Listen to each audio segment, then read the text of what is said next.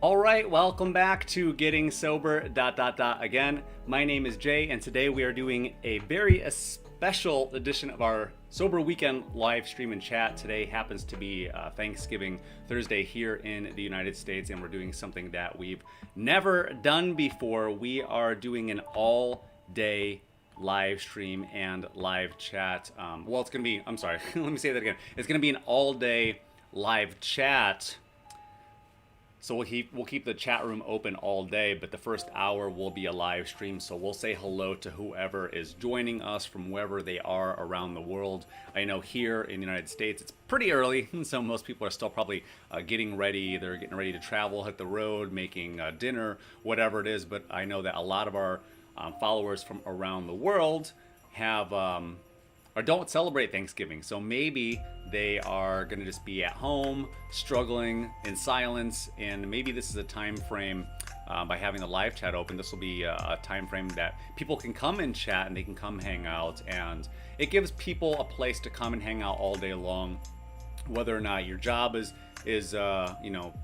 get on your nerves and stressing you out, or if you are doing Thanksgiving and your family might be stressing you out, or if you have some temptations in your regular life or in your holiday life or wherever you are around the world. So we are trying something new. So like I said, the first hour we're just going to be hanging out and saying hello to new people like Alexander. How's it going, Alexander? Good to see you.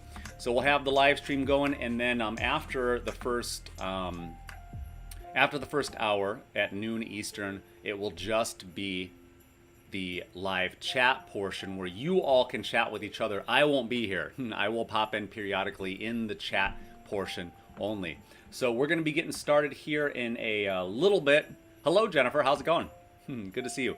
We're going to do your shout out tomorrow, by the way, since today's Thanksgiving. But yeah, so we're just hanging out today. We're going to get the live stream started in what was it, 7 minutes and 49 seconds. So hang tight, sit back, relax, grab yourself a little bite to eat, use the bathroom, do whatever you got to do, and we'll be right back.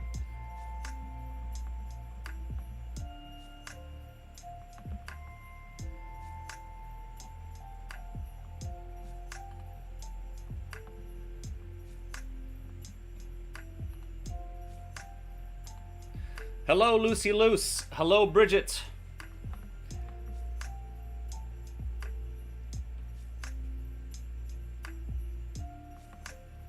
Congratulations on 5 months of sobriety tomorrow.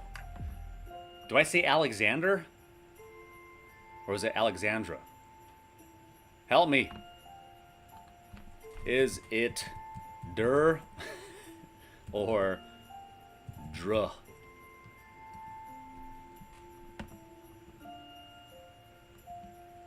Hello to CD. I didn't think anybody was going to show up. I thought I was going to turn this thing on and I would be just sitting here talking to a bunch of strangers from France and the UK. No, I imagine, so what's going to happen is, I could probably just turn this on. I'm not even, no, actually, I do got to do something. Hold on, hang tight. I'll be right back. Don't mind me if I'm making noise in the background. Getting Sober Again on YouTube. Talking to my Fire Stick. Getting that from YouTube. Look at this. We got a new, did you notice we have a new thumbnail? It's all color now. Isn't that cool? I got a holiday playlist playing. It's the Lo-Fi Geek. We're playing the Lo-Fi holiday mix.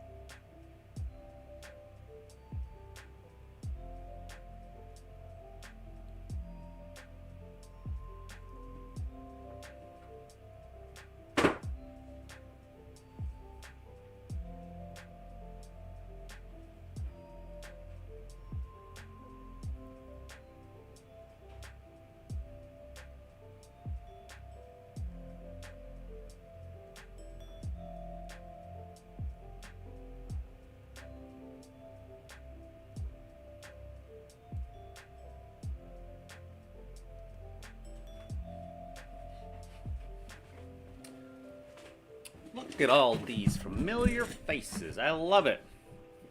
And congratulations to Jennifer Burton for being 95 days sober?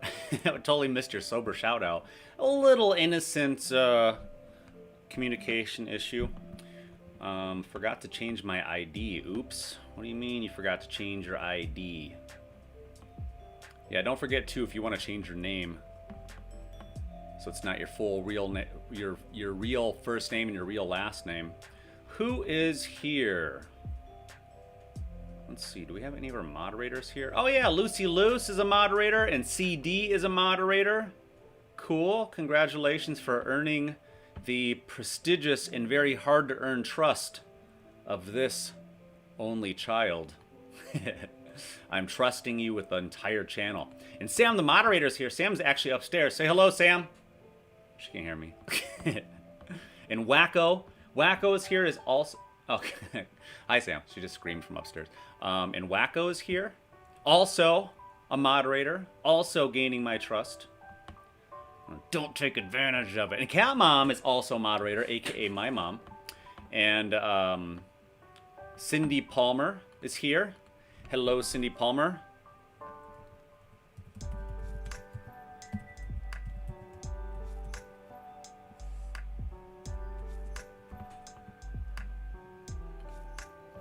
Say it as Alexandra.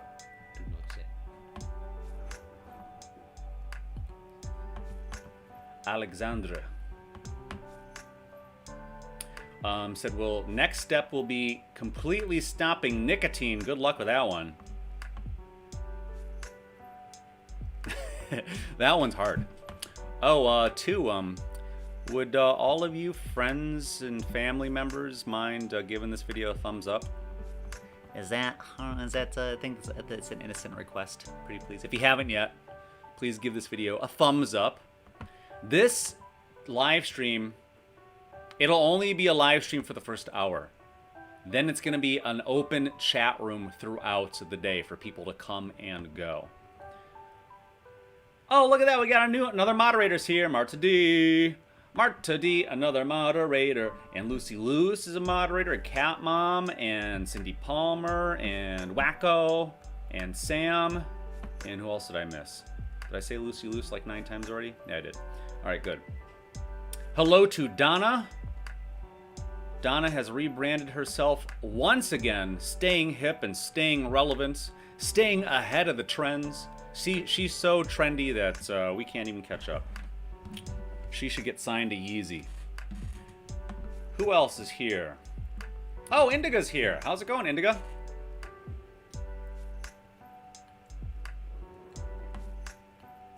Oh, we gotta get started soon.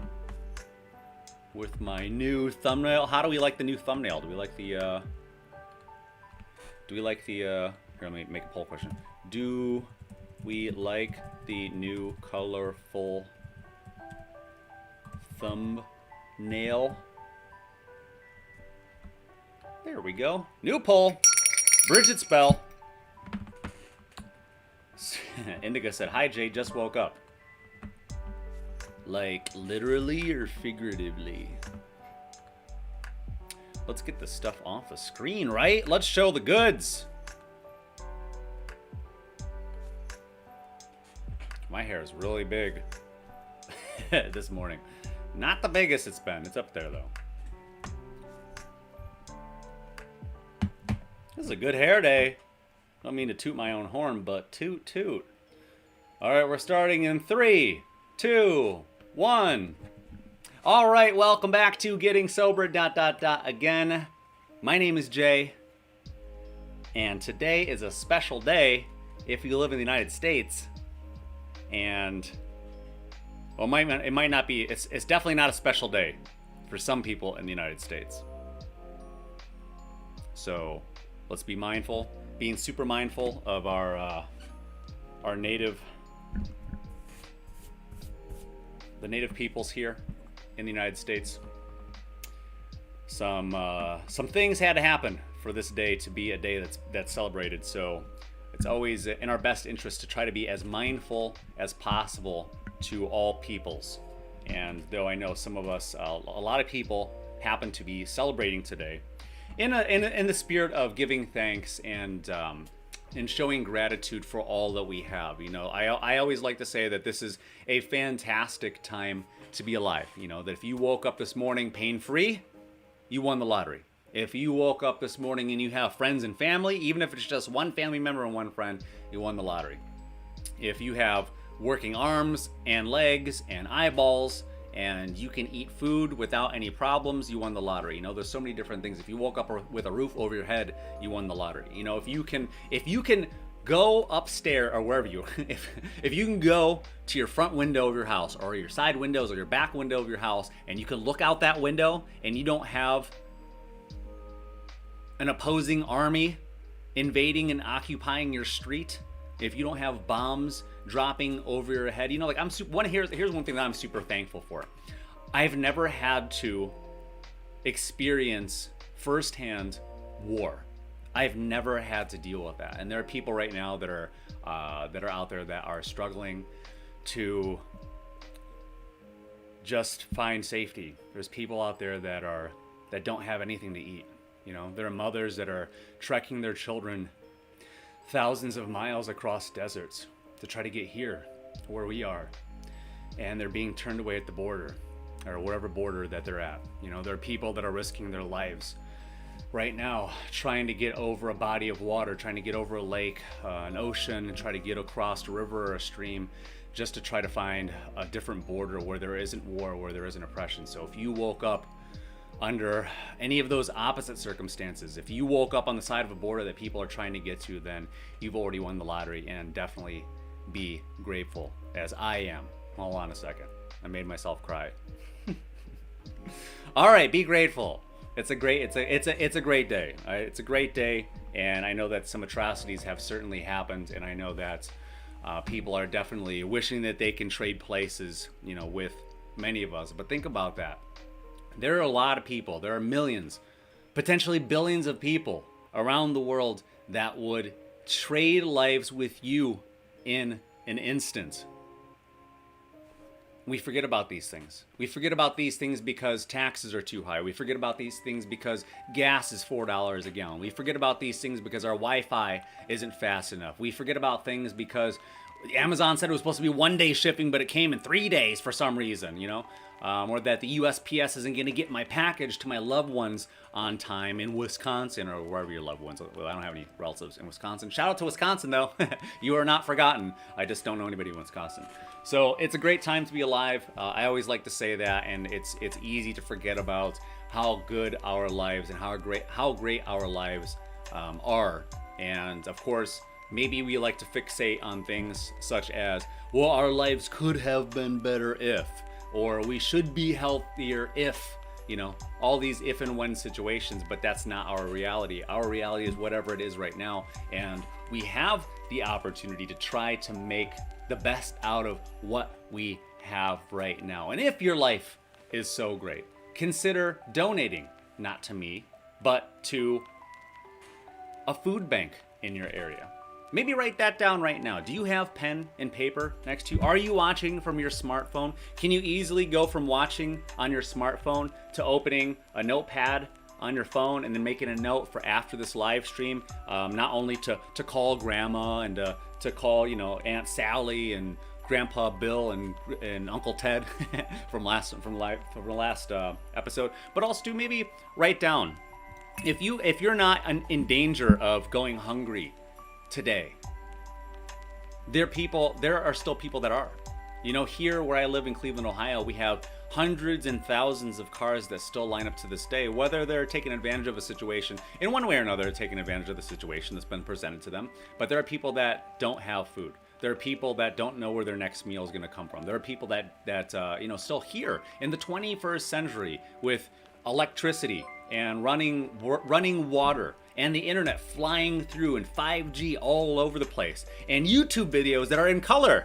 Finally, there are still people that have no idea where their next meal is going to come from. There are still people that have children that are growing out of their clothes that don't know where their next new outfit's going to come from, other than a hand-me-down from maybe a relative or whatever, you know, having to sew and mend you know, patches in their knees and in their elbows. I mean, I experienced that when I was a kid. I only had one. I had one relative. I had one young relative who was so big, so much bigger than me that I always got his hand-me-downs. So I was like, let's say I'm a medium right now in real life, but he's still that much bigger than me in real life. He's a huge person. So like I wear a medium. He wears like, let's say, a triple XL. So my hand-me-downs were like triple XLs, and then they never fit, and they'd have like patches in the knees and patches in the elbows and stuff like that. Not because we needed the hand-me-downs, but it was just like, it was a gift. It was a generosity, and I still never really, even if when I was a kid, even those hand-me-downs that I got when I was 11 years old from him, I still wouldn't fit into them to this day. But anyway, my whole point is consider donating to homeless to a homeless shelter. Consider donating to I donate to the Cleveland Food Bank. Consider donating to maybe the Salvation Army or to a charitable source where you know that, or a different charitable source where you've found out that maybe, if anybody has a favorite charitable source, let me know. Because also too, some charitable donation places, they're more of a business than a charitable place, and you may find out that you were given money to a place. I'm not going to name any specifically, but you might find out that that 90 cents out of every dollar that you donate just goes to this corporate entity, right? And it's going to paying their staff and of their overhead costs, and that's not bad, but you want to know, you might want to say like, well, I'd rather, if you had the choice of 50 cents of your dollar going to all, to a charity versus 90 cents or only 10 cents out of the dollar going to charity, you'd probably choose the 50 cents, right? So we're always trying to make better decisions instead of worse decisions. And so consider that this holiday season, there are definitely kids that aren't going to be getting, if you ever had the luxury of having brand new toys for Christmas, there are going to be kids that aren't getting brand new toys for Christmas. And is that the measure of happiness? Are brand new toys a measure of happiness? No.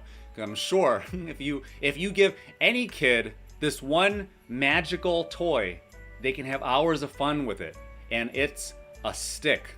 Have you ever played with a stick when you were a kid? That's hours of fun. It's a metal detector, it's a hockey stick, it's a baseball bat, it's a tennis racket, it's a laser gun, it's a sniper rifle, it's a magic, when it breaks too much, it's a magic wand when it gets really small, right? So obviously the measure of happiness isn't necessarily new toys, and it might not even be toys at all, but one of the things I want to urge you all to take more time into consideration into is that one of the best gifts that you can give is just spending time with your family, right? So that's something that we have today, and that's something that we get to do today, hopefully. And hopefully you're not too far away from your family members. That's always a possibility. Hopefully COVID restrictions aren't interfering too much. Hopefully nobody has COVID. Hopefully nobody's sick and worried, that they might be spreading something to your friends and family. Also too, keep in mind you can go to a Walgreens or you can go to a CVS if you're worried about seeing your family members, and you can get a rapid test.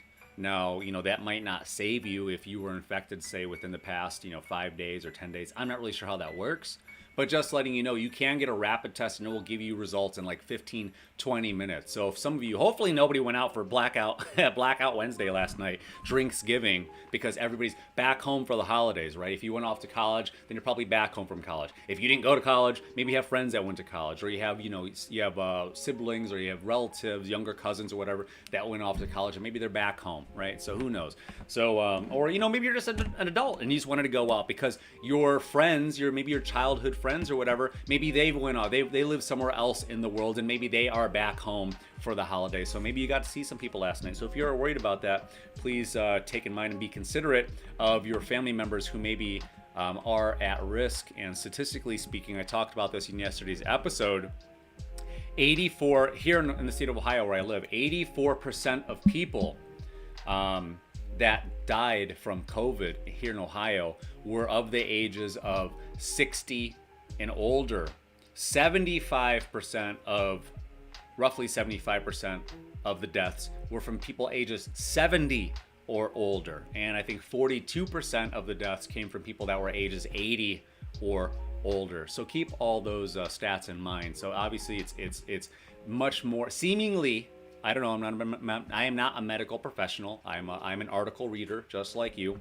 And from what it seems like it's obviously it's something that affects older people, right? People that are at risk, maybe if they have pre-existing conditions for one reason or another. So that's that. All right, so let's see who all is here now. So hello to Gandalf. Hello to Marilyn W. Hello to 17 Jason P. 17 Jason P said, "Hi all, it looks like Mod City in here." Yeah, we have a lot of moderators. Well, because, you know, obviously this is going to be an all-day live chat. So the live stream is only going to go for the first hour or so. We'll see. We'll see if we're rocking and rolling.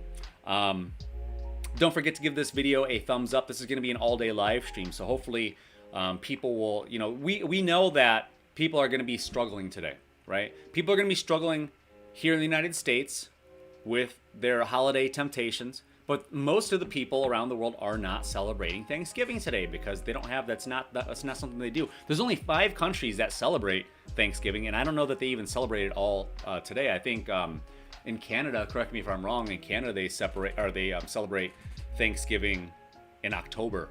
So keep that in mind, right? So the most of the world, and also too, this is a time frame right now, 11 a.m. We used to do our live stream and live chats at 11 a.m. on Friday and Sunday. I don't know if, does anybody remember? let's find out. Does anybody, this is gonna be the new poll question. New poll. Does anyone remember when our live streams were at 11 a.m. on Friday and Sundays? Or let's see. I'll just put at 11 a.m. Question mark. So way back in the day when we started, remember, because I mean, we're still like, we are on the verge of celebrating our 3rd year here at Getting Sober Again. But we've only really, I feel like we've only really been taking the channel seriously for the last year, and then fortunately we got monetized in that time frame. Finally, we got monetized in April. So when a channel gets monetized, that's when we can start to have the live stream. We couldn't have a live stream, our first live stream, until we became monetized. Any channel, no channel can do live streams until they become monetized. Okay. So we were able to do that. We were able to have official members of our community. So there's a lot more that we were able to do once we became monetized. We were able to, the community tab opens up to you also as a content creator when you hit the 1,000 subscriber threshold. So there's all kinds of new things that happen once you hit that 1,000 subscriber threshold. All right, let's see here. Hello to, who else is here? All right, so Gandalf said, in the UK, January 2020, veganism became a protected philosophical belief. Under the Equality Act of 2010, I'd love to see sobriety have the same. Oh, that's a good point. Marilyn W. said, happy Thanksgiving, everyone. Grateful to be sober one day at a time, celebrating with like-minded people. Thank you. Thank you all. Thanks for being here.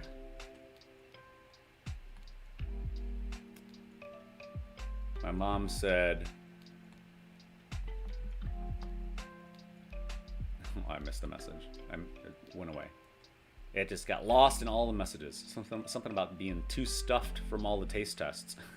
Yeah, oh, so we have all the, I know I go on tangents. I didn't finish what I was saying. Again, again.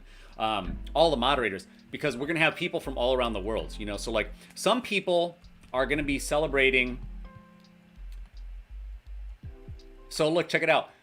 75% of you don't remember when our live streams were at 11 a.m. So when we first started doing the live streams, they were at 11 a.m. We even took polls about it. We took polls and asked people what time would be the best time, and people said 11. And then people started changing their minds, and we finally settled on doing our live streams on Friday and Sunday at 7 p.m. Eastern, right? So we have all the moderators today because this is an unorthodox time for our live streams. First of all, it's an unorthodox day for our live streams. We've never done a Thursday live stream, and we've never done a weekday live stream at 11 a.m. And I know that the third largest country, or the third, let me back. Most of our followers are from the United States. The second most of our followers, I think, are from either Canada or Australia, but then number 4 or whatever would be people are from the UK. So unfortunately, because we run our live streams at 7 p.m. Eastern, that's midnight in the UK. And so I know a lot of people are not going to be coming to do a live stream. And if they are, they might be drunk, right? Or they maybe have just come from the pub. So we're trying to be mindful and all inclusive, right? 14 Shamil said, talk about relapse, please. Maybe. We'll see if we can get around to that. If anybody has any specific topics that they want to talk about, please consider sending a donation to our channel by hitting the $ button down below and sending a super chat, and we will entertain sending the live stream off into a different direction of your particular choice. Congratulations to George that said 45 days sober for me. That's awesome. Just over a month and a half. That's awesome. So going back to what I was saying about the our subscribers from the UK, a lot of them don't get to participate. So we're gonna have a lot of people today from the UK coming to hang out. So like right now it's 11:30. So it's 11:30 a.m. here in the Cleveland, New York time zone. So that means it's gonna be like what, 4:30 roughly in the UK. And then around Europe, it's going to be around that time frame. It's going to be around 4:30, 5:30, 3:30, 6:30, so on and so forth. So I'm looking forward to having more people from the UK being able to participate in Asia. And we have subscribers from around the world, but we just don't get a lot of people that get to participate. So I appreciate that. Let me go back and see who I need to say thank you to. Oh, thank you to Lucy Luce. Lucy Luce sent our first donation of the day and said, happy Thanksgiving to my fantastic sober crew. That's awesome.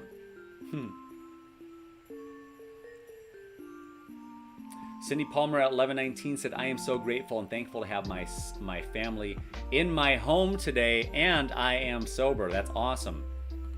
Oh, let's ask a poll question. Is this your first sober Thanksgiving? For those of you that are celebrating Thanksgiving.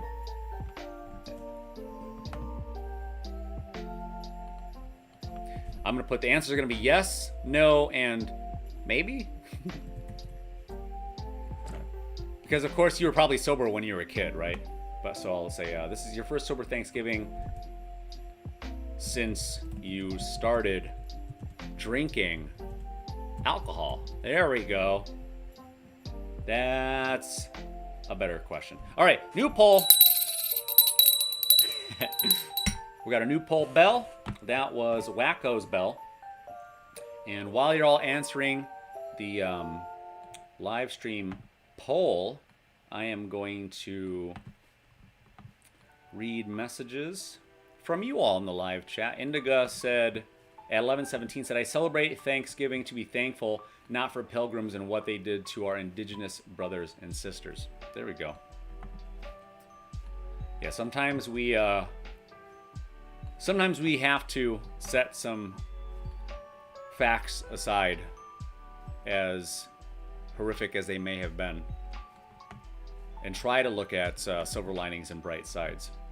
You know, another thing too, it's like, if those atrocities didn't happen here in the United States, I wouldn't be here. You know, a lot of us just wouldn't. We wouldn't be here. We wouldn't be here. There wouldn't be probably United States. There wouldn't. Who knows? Who knows what else wouldn't happen? How else the world would have changed? What empires would have grew? And what worldwide celebrations might be taking place? Hindsight. Still reading your messages. Wacko said, I'll be doing deliveries for Uber for a bit today, so I'll be in and out. For now, I'll clock out if it's crazy outside or on the chat. Okay, cool. Indiga said, I had a hard time, or had a tough time sleeping. You know, I had a tough time sleeping last night too, for whatever reason. I thought I was pretty tired, and I recently found out that taking sleep aids are terrible for me, for whatever reason. They tend to wake me up. So like melatonin, which we'll briefly go over melatonin. They say that more is not better with regard to melatonin. That an optimal dose is about 3 milligrams. Do they make larger doses? Yes. Should you take larger doses? No. Do results vary from person to person? Absolutely, right? I'm sure you're going to find people that say, well, I swear by 10 milligrams or I swear by 20 works for me. Sure, I'm sure there are people out there, but the way that melatonin works, it affects your sleep differently. It's not like it's not designed to be something that like you take it and you go like, oh, I'm sleepy now. Look, I'm gonna go to bed. You're supposed to take melatonin hours before you go to sleep. And again, it's supposed to be a small amount. We naturally build melatonin throughout the day. And I'm just saying, for me specifically, melatonin doesn't work. If I take melatonin, let me know if any of you experience this with melatonin. And write melatonin in there so I know what you're talking about. Write a full sentence. But if I take melatonin before bed, if I take the dose that I have upstairs is 10 milligrams. So that's already too much. So if I take one of those 10 milligrams at say 11 p.m. and if I go to bed, I will wake up at 3 o'clock. Like clockwork. It'll wake me up. It'll snap me out of a sleep and I won't get a deep sleep. I've also taken holistic sleep aids, 5-HTP, chamomile, things like that. And I did all those last night with magnesium. I can't remember what's I'll have to grab the mixture of the sleep aid. But I took all of them again last night just because I had good intentions. But of course, we know that good intentions alone don't fix really anything. So I combined the good intentions with the sleep aids, and then I could not sleep. My brain just would not shut off. It's like I have an opposite reaction sometimes with things that are supposed to make me drowsy. And I also sometimes have opposite reactions with things that are supposed to make me more up and alert. The last few times I've experienced consuming Adderall, I would find myself just hours later being like yawning and having a hard time staying awake.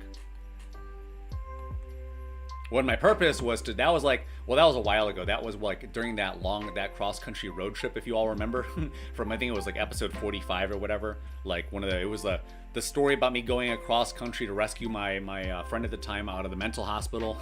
And I ended up seeing Dave Chappelle in LA and talking to Theo Vaughn and all that stuff. And we drove this RV across the country. And then I ended up taking Adderall to try to stay awake, but then I kept falling asleep. Not falling asleep, but I kept like yawning and getting tired and it wasn't working. And something changed. Something changed in my brain because when I previously taken it to be up and alert and stay awake, it was like a godsend. But literally something changed in my brain and it just doesn't. It has the opposite effect with me now. Indigo said melatonin I take 10 milligrams and valerian 5 milligrams, and I wake up in the middle of the night. I've been taking it wrong the entire time. Yeah. So unfortunately, when we take things, even alcohol, unfortunately, we don't. None of these things really come with directions. I mean, I'm sure melatonin probably comes with directions or whatever, but it doesn't come with like the information that we need. And even when you go looking for information, you go to WebMD and you can go to like healthy living websites and all this stuff and Livestrong, and they're all going to say slightly variable things. And that's kind of frustrating, especially when you're trying to find the truth.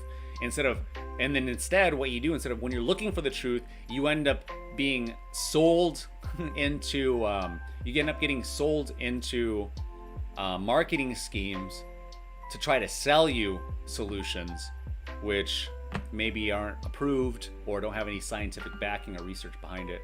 So that's a little frustrating, right?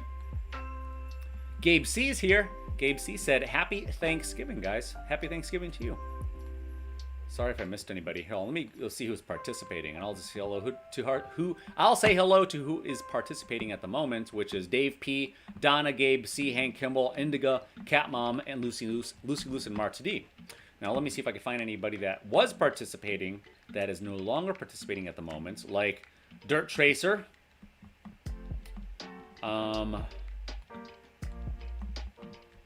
Dirt Tracer, Detox. I would say You're gonna have to look it up online. I could briefly talk about it, but your results are gonna vary. Like, how much do you drink? How long have you been drinking? How old are you? How much do you weigh? You know, there's a lot of questions. I can't tell you what detox is gonna be like for you. Like, I don't know if you're gonna. So here's what might happen. Like, are you planning to quit cold turkey? I don't know. Are you gonna taper off? I'm not sure. So there's a lot that goes into it. Detox is like have you ever not had something that you want? That's what it's like. It's like having to go through the whole rest of the day not having something that you're used to. Think of something innocent that you're used to, like high-speed internet, right? And then all of a sudden, instead of having 5G internet on your phone, then you have 3G internet on your phone. So you're kind of frustrated, right? What you were used to normally doing, you're not able to do the way you normally would. You're going to be having withdrawals all throughout the day. Regardless of what level of detox you're at, you're going to have withdrawals throughout the day. Withdrawals can range from, you might have a seizure. But again, I don't know where you're at in your sobriety. You might get the sweats. You might get the shakes. You might have tremors. You might just be highly irritable. You might have sugar cravings. You might have a stomach ache. You might just nonstop think. You're probably gonna nonstop think about drinking all day, right?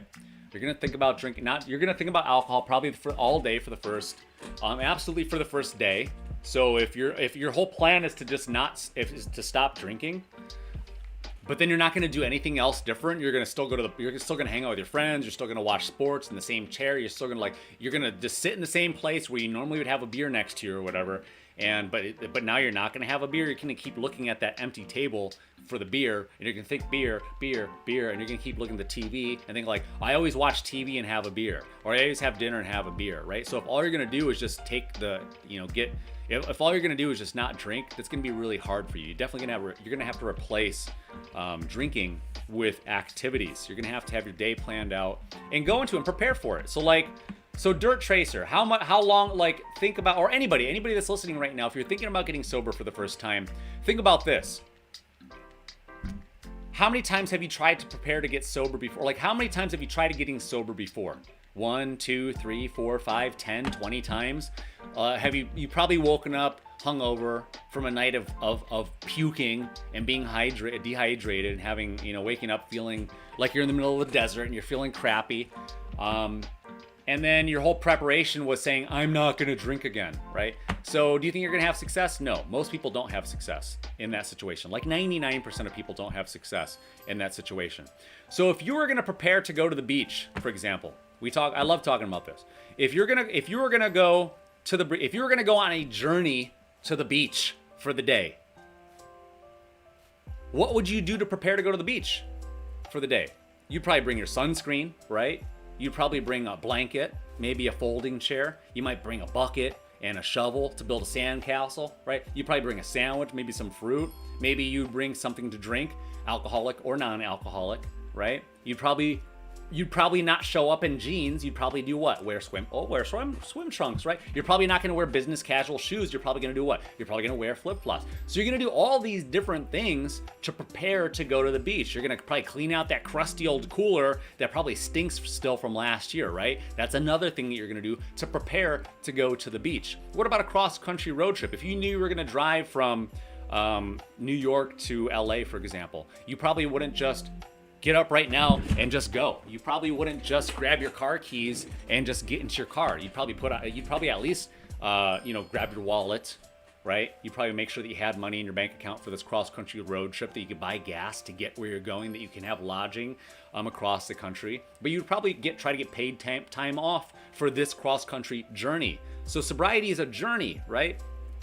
So we have to prepare for it the right way. With a cross-country road trip, you probably know some sites that you want to see along the way. You probably want to have some entertainment along the way. You're probably gonna use Google Maps or whatever and plot out your route to see, I was planning to go through Chicago, but apparently there's a 2-hour detour, so maybe I'll just go south of Chicago instead. Oh well, but it'll save me an hour across my journey, right? You're gonna be making smart, educated decisions along the way. There's probably a couple restaurants along the way. You probably want to stop. Maybe you just want to get some utilitarian meals, like I just need to eat because I'm hungry. Or maybe you're like, but there's a world famous steakhouse and cheese barn out in Wisconsin that I want to go to, so I'm going to go up that way, right? Or maybe I have some friends along the way, and those are going to be stops along your journey, just like you're going to have stops along your sobriety journey, like better health, right? Maybe you're going to lose weight along your sobriety journey. Maybe you're going to cut out other things that you're addicted to, like alcohol or weed or pain pills or whatever it is.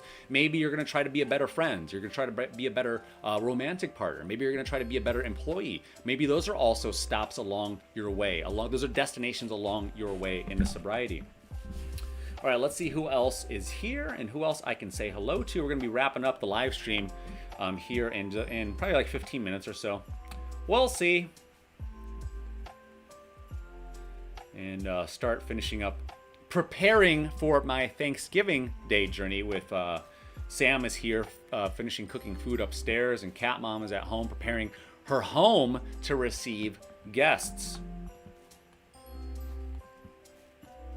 Oh, also too, don't forget, we have our sobriety sessions, our sober motivation sessions. If anybody needs, or if anybody would like to, it's a lot of fun. So here's what a sober motivation session is like. You know, for people that are thinking about getting sober, it's a Zoom call. It'll look just like this. I sit here in this chair in this same setup with the same lighting. So it's gonna look like a live episode or a live stream. And you can book these through our website at GettingSoberAgain.com. I'm gonna put the link in the live chat in 3, 2, 1. The link is gettingsoberagain.com/sober-motivation. So you can book me for a half an hour of your choice whenever you want to. It's Monday, Wednesday, Thursday, and Friday, and I have different hours. Or you can book me for half an hour or for an hour. These are paid sessions. These are another way that you can help support the community, as we are directly supporting you individually. So if you have questions about detox, if you have questions about like, well, how do I prepare for sobriety? You know, it's basically like you're gonna have me for a live one-on-one interactive demo/tutorial/coaching session. That's what a sober motivation session is. It's a lot of fun. I have a lot of questions to ask you. Most people like to just be heard. Most people just like to spill their guts, so to speak, and tell me all about like what's going on in their life, why they started drinking, why they're having a hard time quitting drinking, and things like that. But ultimately, you know, I had someone yesterday that I was talking to, and ultimately it's up to you. You know, it's up to you to let me know, or it's up to you to take the steps that you need to. Like at the end of the day, your goal is to do what? Lay your head down sober, right? And as easy as it may be for some of you that are now sober, like right now, like I don't consider it to be, I think on a scale from 1 to 10 of how much of a threat drinking or temptation is for me, it's like a 0. I have no temptation whatsoever. I could think about it. I could think about past years. I know what I was doing last year and who I was with. Well, last year I was sober. I was sober also. So this is my second consecutive sober Thanksgiving, because I got this current streak of sobriety for me is 1 year, which started on October 30th of 2020. But so the sober motivation sessions, they're quite fun. So you can opt to turn your screen off if you want. So if you don't, if you want a little bit more anonymity, if you want to kind of treat it like a what is it? I forgot what it's called. A confessional. Some people kind of treat it like a confessional, like a Catholic church confessional, where you just hop in your booth or whatever and you turn your camera off. So you'll have the option to keep your camera on, or you could turn it off. And then my camera will stay on, and then we'll just talk back and forth. So either for a half an hour or for an hour. So some people definitely should take advantage of that, and some people definitely are taking advantage of that. So consider it. It's definitely another option out there for you, in addition to all the different ways that we have to be of support.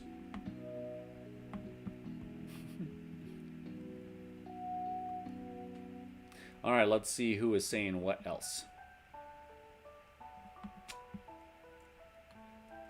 BTS has been sober for 6 months. Says, hold on, see, I've been sober for 6 months before caffeine and alcohol. I felt incredibly different. It was an interesting choice of words. So are you still sober? says, I've been sober. Or are you saying you were sober previously? I also have to keep in consideration people are going to be speaking speaking UK English versus our American form of English. 1 second, I gotta grab my coffee. And no, Sam, I cannot smell the pecans or pecans. Apparently, the correct pronunciation is pecans. Hold on a second. I'm out of coffee. I'll be right back.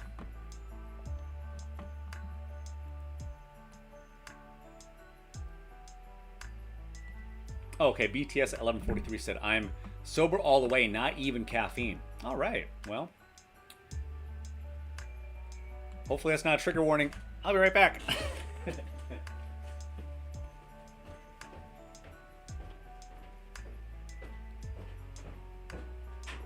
my food?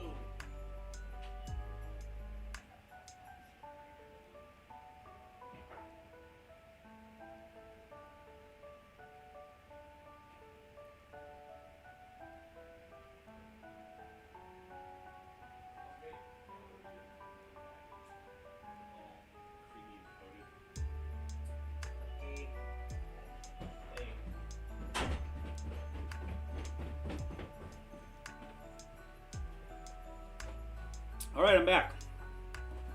I am back.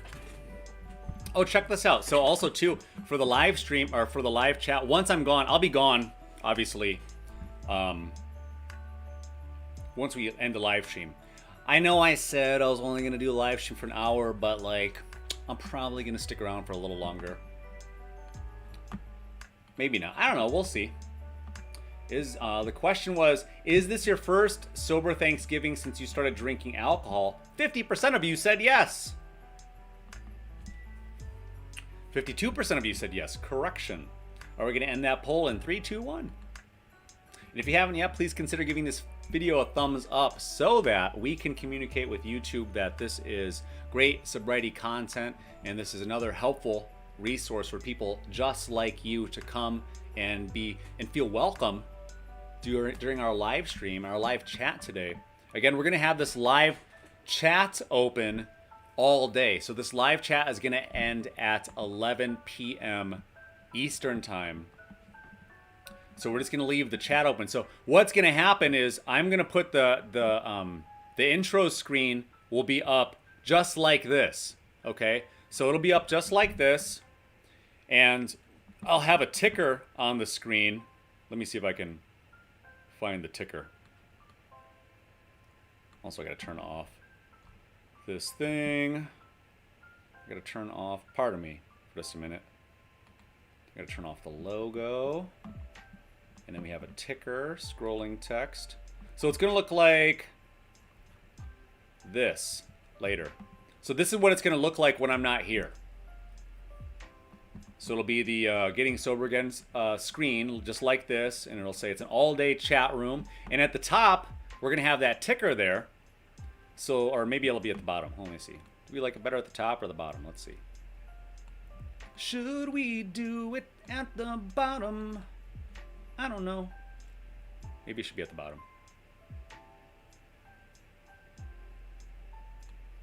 Maybe this makes more sense. Maybe this will make more sense.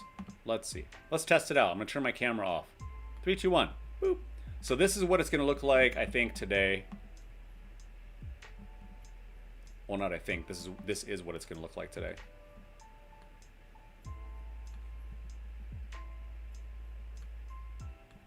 So we'll have the ticker there at the bottom to let everybody know what's kind of going on. It's a long paragraph.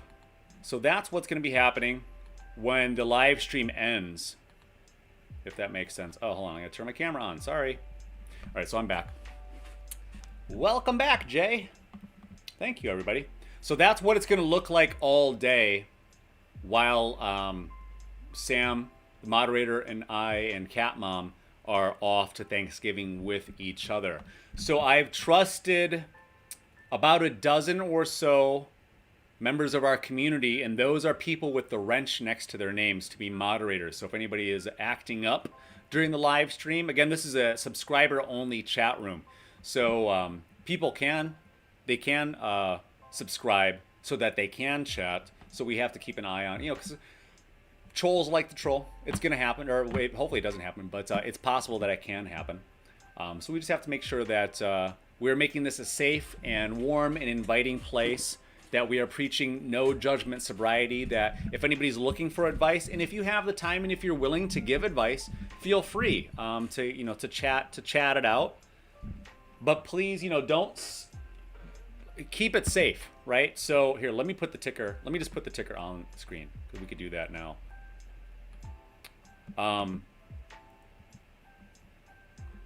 So, practice safety, right?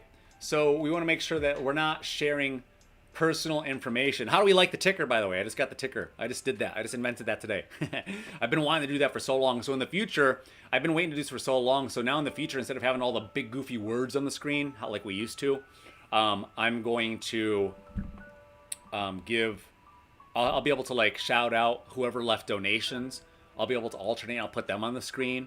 And then also I'll be able to do our sobriety streaks in the future. Maybe I got to figure out how to do that so I'm not typing throughout the whole thing. Maybe it'll be I might do an editable Google document or something like that, so you can kind of update it at your leisure, hopefully. We'll see. We'll figure it out. And then we can have our sobriety streaks of people down below. By the way, what is your sobriety streak? Comment below. Let's see. How long have you been sober? ? Comments below. So say I have been sober 150 days or 6 months or whatever. You can get as technical as you want to. You could say, if you want to say six months and 23 days, go ahead. If you just want to call it 7 months, we could just call it 7 months. All right, let's see. 1 to 7 days.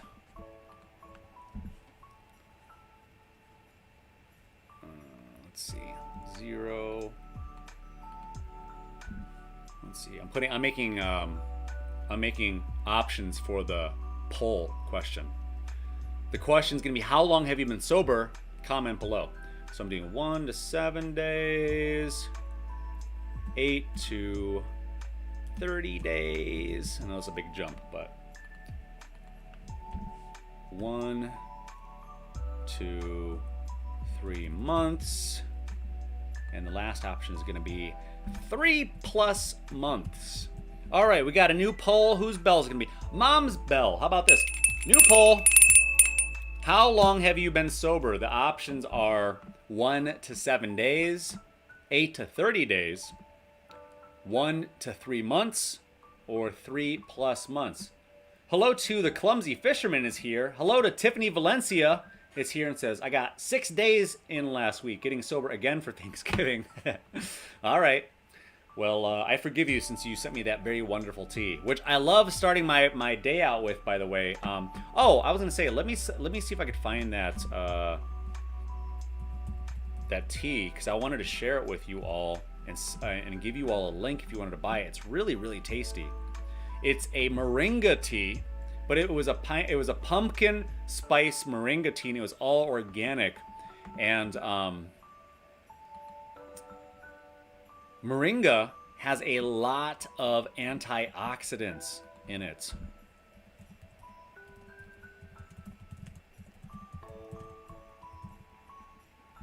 Let's see if I could find it, and then I'll share the link with you all. Oh, here it is. Yay, whoopee. All right, cool. Dang it. All right, so here is the link to buy. Maybe you want to buy it as a gift for somebody else, or just buy yourself a bunch. It's so good. I don't know how much it costs. I'm sorry, but you can find out on Amazon.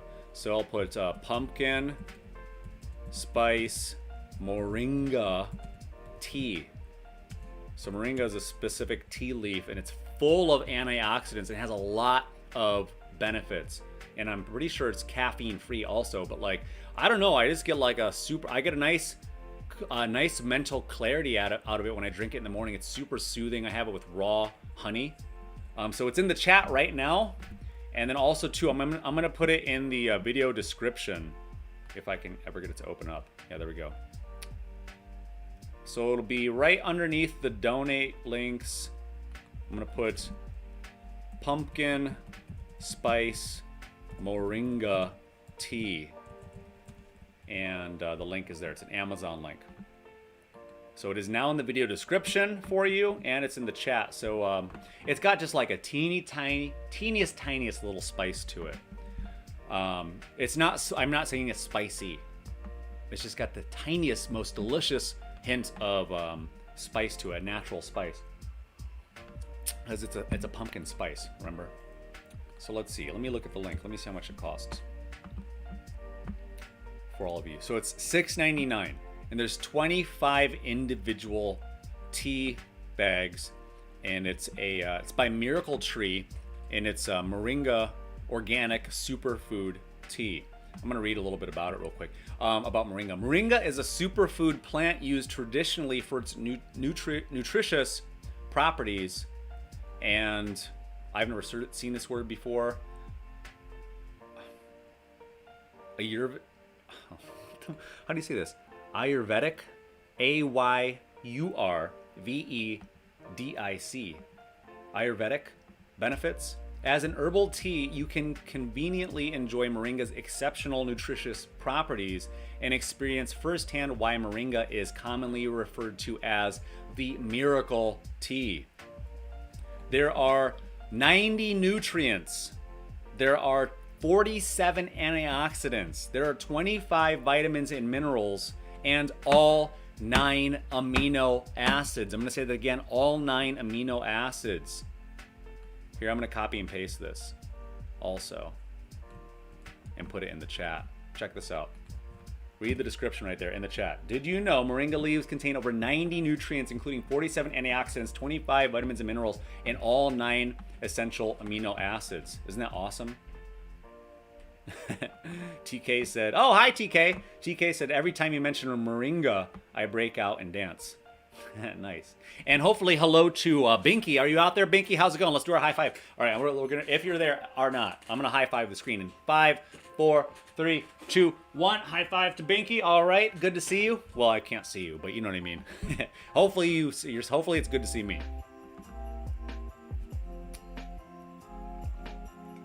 Yeah, definitely grab yourself. So again, I highly suggest it. I get some raw organic honey. I mean, you can get some wherever you get some. I get mine at you know, surprisingly, at Walmart of all places, they have a raw organic Brazilian honey for a 16 ounce is only like $4.88 or something crazy like that. For that equivalent size at Whole Foods would be like $8.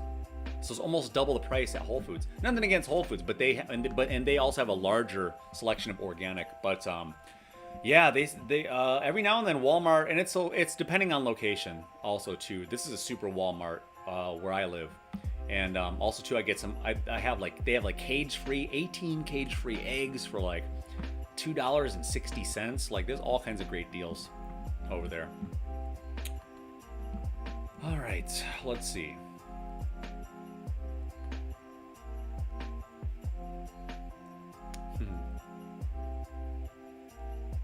Dave P said, I can't wait to watch the Beatles film today. What Beatles film? I saw the new Ghostbusters movie. I'm not going to call it a film. I saw the new Ghostbusters movie last night, and it was super interesting. So I don't know if you knew this, but the original cast of the Ghostbusters from the 80s with Bill Murray and Dan Aykroyd and all them, the one guy that played Egon, he passed away. He died. But they did this amazing CGI job with him. They CGI'd the actor Harold that played Egon in that original movie, and they had him throughout the movie, and it was awesome because the other 3 original members are still alive, but he had passed away. So they CGI'd him of all of the original Ghostbusters, and they have him in the movie. So it's not really a spoiler alert. I'm not going to say, like, I feel like you should know that the guy died, but I didn't know. I had no idea that the original actor, Harold, what was it, Raimi or whatever, he died in 2014, and I had no idea. So it was like a kind of a jerking moment. I didn't find out until at the end of the Ghostbusters Afterlife movie, and it's called Afterlife, which is awesome. It's so appropriately named. Yeah, it's fantastic. So check it out. It was a feel good movie, and it's Ghostbusters. It's a lot of fun. I got to see it with my ex's kids, you know, from the children that I talk about, the being formerly a step parents of. So it's awesome to be able to see them. I hung out with my mom last night, and the two boys. They are now 12 and about to be 14 on New Year's Day. The one's gonna be 14. So I got to see them. I saw them over the summertime, but I don't see them that often anymore. So it's awesome to see them. We had some awesome pizza. We had a half meatball ricotta pizza, and we had a half house special pizza. Then we went to see the movie. We went and took pictures with the local outdoor mall that has like the Christmas lights and the Christmas tree up. So that was a lot of fun.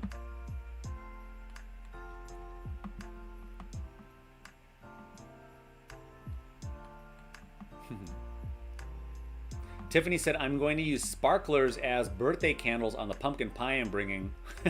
Stuck through the clear covering. Oh, okay. Said, is that too weird? I don't know. I just don't know about like all of that like sparkly ash chemical stuff. It's gotta fall somewhere. So is it gonna fall on the pie and are you gonna eat it? And then too, like, what would it do to people's teeth if they chewed on it? So I know you said you're gonna stick it through the clear covering, but then it's gonna melt the clear covering, and then it might end up in the pie. I don't know. Maybe do it maybe through the box. I don't know, or maybe put it off to the side, or maybe just get candles.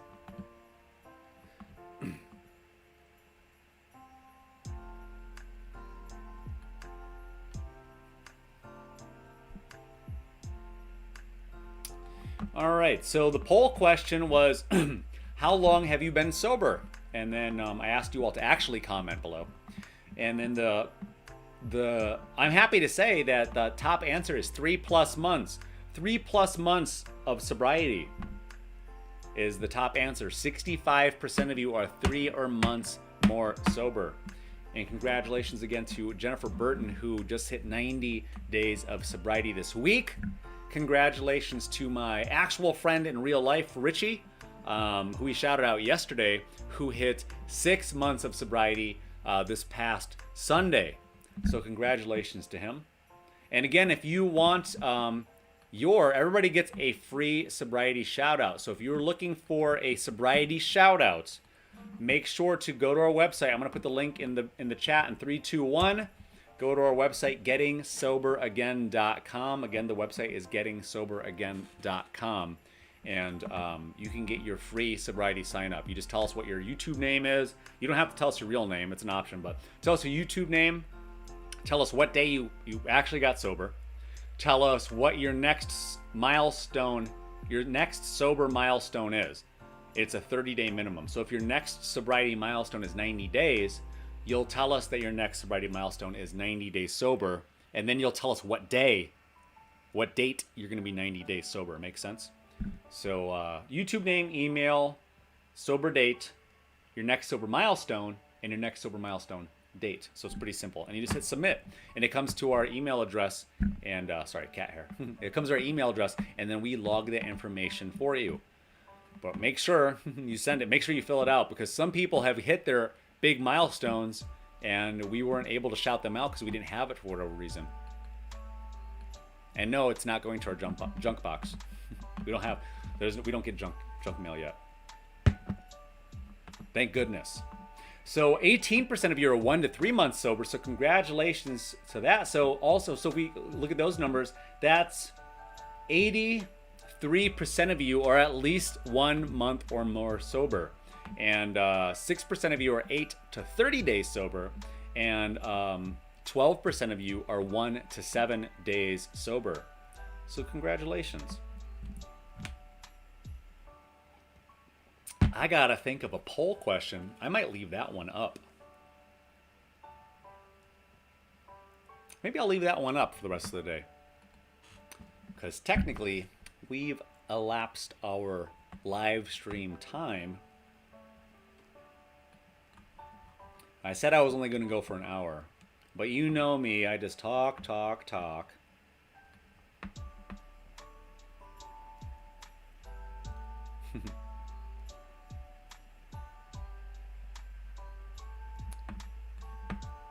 So let's see.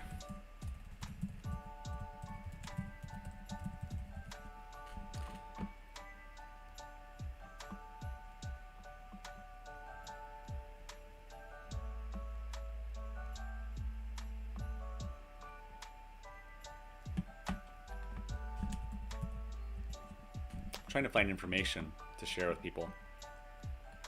So I don't know if you had not seen yesterday's new episode. First of all, why not?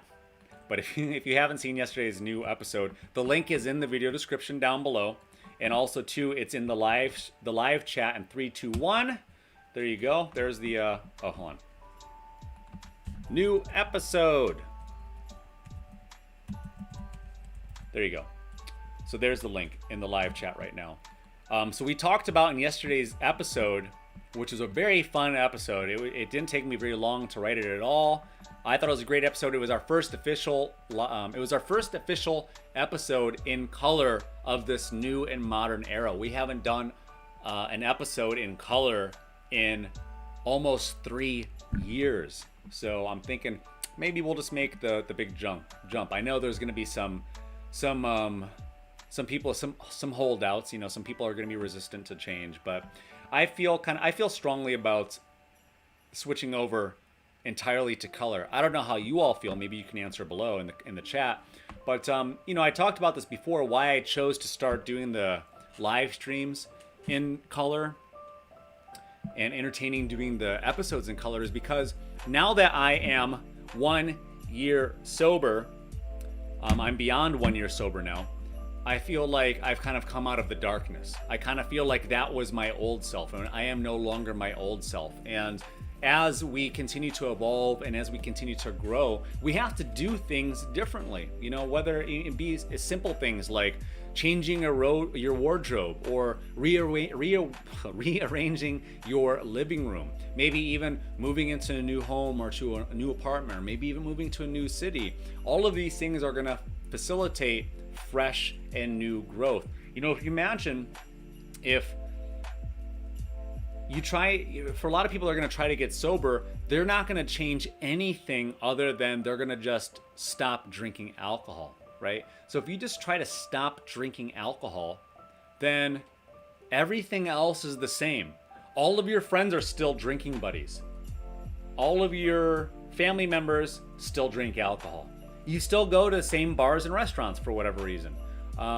You still watch all the same programming. You still watch you still have your game day on whatever your game day is on Sunday or whatever it is. You still hang out with the boys, or you still hang out with the girls. You still go through all of the motions. Some people will still go to the grocery store, and for whatever reason they'll put themselves through all this pain and misery and like walk down the alcohol aisle. Why? You know? And I know that that's a trigger obviously for most people. It's like you got to walk past it, but you don't have to walk down the alcohol aisle, right? Even if it's like if you live in a small town, you might just have the one gas station that you go to. And if you're used to paying inside, maybe for the first month, maybe don't pay inside. Just pay outside at the pump. Pay outside at the pump with the credit card if you can. And don't go inside, don't go past the beer cooler, whatever. You gotta switch things up. That's what we talk about, preparing for sobriety. If you're not willing to actually make a prepared so here's how you should treat preparing for sobriety. You should treat it as if you are going to write a college essay, a 2,000 word or 1,000 word or whatever. It could be as big or small as you want, but it should be a reputable size. It should be maybe a few pages. Write a paper. Even if it's just all bullet points, things that you're not gonna do, things that you know you shouldn't do, people that you know you shouldn't see, people, places, and things that you know, at least for the first month, you shouldn't do. Places you shouldn't go. People that you shouldn't see or hang out with, right?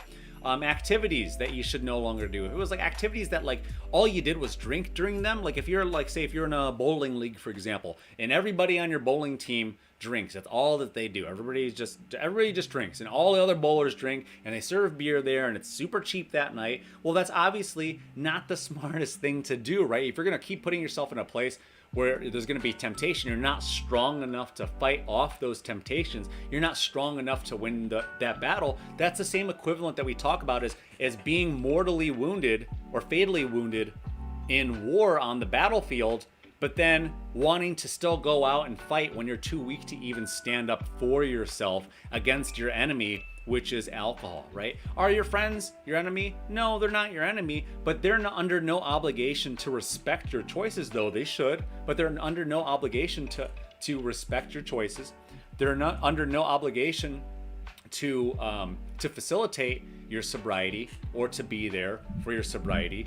They're just going to continue living their life the way that they're going to live their life, and they get to be, unfortunately, be as unsensitive as they want to, because that's not what they chose for them, right? So hopefully some of you have some good friends, some good family members, some supportive people in your life that will help you with your sobriety. But seriously, like, sit down if you're thinking about preparing for sobriety. Think about it like a college essay. Sit down and actually write out, like, what is your plan? If you were going to write out a business plan to be successful, if I said to you, like, hey, right now, for your business, what is your business? Whatever it is, if you're going to start a restaurant or whatever, who could you tell about the business? Who would you market to? What's going to be on the menu? What are some locations that you would have this restaurant in? Are you going to have takeout service? Are you going to have a takeout window? What hours are you going to be open? What's going to be on the menu? Is there going to be dessert? Are you going to be open for breakfast? You'd have all these questions, and you would have to come up with all these answers. But a lot of people, because they know they need to get sober, but they're not really willing to do the work to get sober, right? They're not really willing to come up with a game plan. They're not really willing to identify the enemy from all directions that it's going to come from. If you want to, here's an exercise. Just do this one. If you're going to do anything else, you should do way more than this one thing, in my opinion. But think about this, imagine yourself like you're surrounded, and you're just like, alcohol's gonna come from here, temptation's gonna come from here, it's gonna come from here, it's gonna come from underneath this carpet, it's gonna come from over there, it's gonna come down the stairs, it's gonna come from the front door, the back door, it's gonna come from all over the place. I'm literally surrounded. It's gonna come from commercial break, it's gonna come from Netflix, it's gonna come from the football game, it's gonna come from here, it's gonna come from Uncle Jack and Aunt and Uncle Ted and all these people and places. It's gonna be everywhere. It's gonna be on the side of a truck on the way to Thanksgiving. It's going to be on a billboard on your way home from work. So sit down and identify where all of your possible temptations are going to come from. Like, where are all of your triggers going to come from? Write down the name of your friends. Jack, Jim, Bob, Carol, Samantha, whoever it is that might be a temptation to you that you normally would drink with. Write all of those people down. Those are people you should try your best at all costs to avoid over the next month. This isn't permanent, but this is just until you're strong enough to stand up on your own 2 feet, until you're strong enough to then go out a month later. Or in my case, it took me 3 months. It took me 3 months of not doing what I love doing every day, which is playing pool, playing billiards. I used to play in tournaments, I used to play for money, and I stopped playing every day. I used to play an average for like 2 hours a day every day. Yes, every day, 7 days a week. Maybe I would skip Mondays because Monday was like karaoke night at the bar. But I would play on average, let's say I would play on average 10 hours a week. But I stopped doing that because it was at a bar. I knew that I wasn't strong enough to go back to the bar. I knew that I was going to have temptation every second of being in there. And it was very stupid of me to go back to this place before I was strong enough to say, I don't drink anymore. Or just, I don't drink. I don't even say anymore. So if anybody asks me if I drink, I don't say, oh no, I don't drink anymore. That's incorrect. Never say that. Write this down. Say, no, I don't drink. It's as simple as that. I don't drink. Say it again. I don't drink. It's 3 words. I don't drink. You don't have to explain yourself. You're an adult. But if you do want to explain yourself, the simplest answer that you can give anybody is, it's not good for my health. And it's not good for your health. It's not good for your mental health, your physical health, your spiritual health, your emotional health, or your financial health. Even if you have the financial means to continue drinking every day, doesn't mean that you will have the financial means to continue drinking every day. And also, too, there will come a time and there will come a place where you will very much wish that you had all of the money that you wasted. Here's an exercise right now in the chat, if you're listening. Write down how much money do you think that you saved, or how much money do you think that you wasted on alcohol in your lifetime so far. So I'm going to give you an example of what to write. I wasted over $100,000 on alcohol in my lifetime. So there's an example, and that's about true. If you think about, for me, so there. So let's calculate. And these are questions that I want you to ask. These are the bigger, better questions that you need to ask. So think about this. If you're spending, on average, let's just say $10 a day on alcohol, just $10. That's a craft, that's a six-pack. That's a craft of six-pack, or that's a six-pack of craft beer, like a fancy IPA or a stout, or even like Sam Adams. A pack of Sam Adams is $9.99. Corona is $9.99. Any six-pack nowadays, now that you mentioned it, besides like High Life or Budweiser, is gonna be $10. So if you buy a six-pack a day, which is very easy for some people to do, some people spend way more than $10 a day. So $10 a day on average on alcohol, and then alcohol-related expenses, because now you gotta sober up. Now you need maybe a little pick-me-up. Maybe you need a little something to get in your stomach because you forgot to eat. Now you have to drive home, or maybe you need a cab because you drank too much. So that's what I mean when we say alcohol-related expenses. Some people are drinking, and then their alcohol-related expenses are drugs because they got too drunk. So now they need to become a little bit more alert so they can get themselves back to where they need to be, which they believe is home, right? Or maybe your car got towed. That's an alcohol-related expense. Maybe you got a DUI. Maybe you got a ticket or something. Those are alcohol-related expenses. So is it easy to spend $10 a day on alcohol and alcohol-related expenses? Yes. Times 365 days a year, that's $3,650. If you multiply that small amount of money times just 10 years, that's $36,500. Think about that. It's really easy to do that. I was estimating before I quit drinking back in early October of 2020, I calculated that let me see, what's my savings so far? I'm gonna open my Quitzilla app, not affiliated, but I use the Quitzilla app, and it keeps track of how long I've been sober, which is 390 days. And check it out. So my savings today are $8,369. By the way, there's a sale at World Market. And I've been sober for 390 days, right? So that's just in 390 days, by my current calculation, I've saved $8,369. And so if we calculate, so I think that calculation was $20 a day that I was spending. So $20 a day times 365 days, that's $7,300. If you multiply that times 10 years, that's $73,000. But I wasn't drinking. I mean, obviously I was, I don't know how much. So like I was drinking pretty much every day, give or take. Maybe some days I didn't have a drink, but like when I was drinking right before I quit, I was drinking like 10 units of alcohol a day. So I was having like roughly like 5 beers and 5 shots a day, something like that. Because I was playing pool a lot, and or I was having wine. I almost always had, before I quit drinking, I almost had a box of wine in the house, which is 3 to 4 bottles of wine.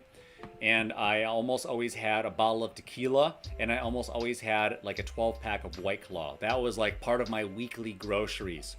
So part of my weekly groceries, let's say the bottle of tequila was $15, the White Claw was $20, and the box of wine was, say, $25. So part of my weekly groceries, that was $60. So that was just what I had at the house, so that I could pregame before I went to the bar, and so I could drink after I went to the bar. So my daily expenses were a little less than $10, so it was like $9 a day just for my at-home drinking, right? And then I would go to the bar, and my tab was almost always about $25 at the bar, including tip. Sometimes it was $30. Sometimes it was less, right? And I would drink cheap. I would drink well tequila, which was $2 a shot, and I would drink a domestic beer, which was like $2. So a beer and shot combo for me was like $4 or $4.50. So I'd have like maybe 4 of those, so that would be 20 something dollars plus tip, right? So my daily expenses were closer before I quit. Were closer to $30 a day. So $30 a day times 7 days a week, I was spending $210 a week roughly on just alcohol, just the alcohol part, not alcohol related expenses. That's not including late night burgers, not including late night fries, milkshakes, a slice of pizza, maybe a little something to pick me up, right? Or maybe a little something to help me go to bed, you know? So that's what we talk about alcohol and alcohol related expenses. Lucy Lou said, alcohol cost me my marriage, so I paid child support on 2 daughters for 16 years, not counting my house. It wasn't paid for then. And of course, I kept hammering down alcohol, so probably at least $500,000. Donna said, I spent an average of $140 to $200 per week on beers. Wow. That's incredible.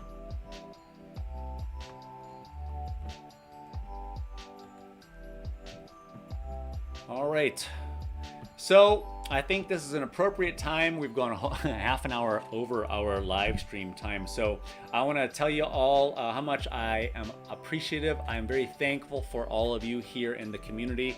And I hope that you enjoy your family time today. I hope that you have a great Thanksgiving or Thursday, whatever it is for you or whatever it means to you. I hope that you have a great day today. I hope that you take some time to show some gratitude. I hope that you take some time to be thankful for everything that you have, because things can certainly be worse, things can certainly be better, and things can certainly be worse, right? We know that. We know that our life, a lot of us are lucky to be alive. Let me see if I can find the old poll question. 100% of you at some point said that you consider yourself lucky to be alive. 100% of you said you feel like you are lucky to be alive. Man, I had a different poll. I can't find it. But also too, a lot of us, previous polls we talked about, a lot of us also feel like we're lucky that we haven't died or gotten somebody else killed at this point with our drinking, with drunk driving, whatever it was, right?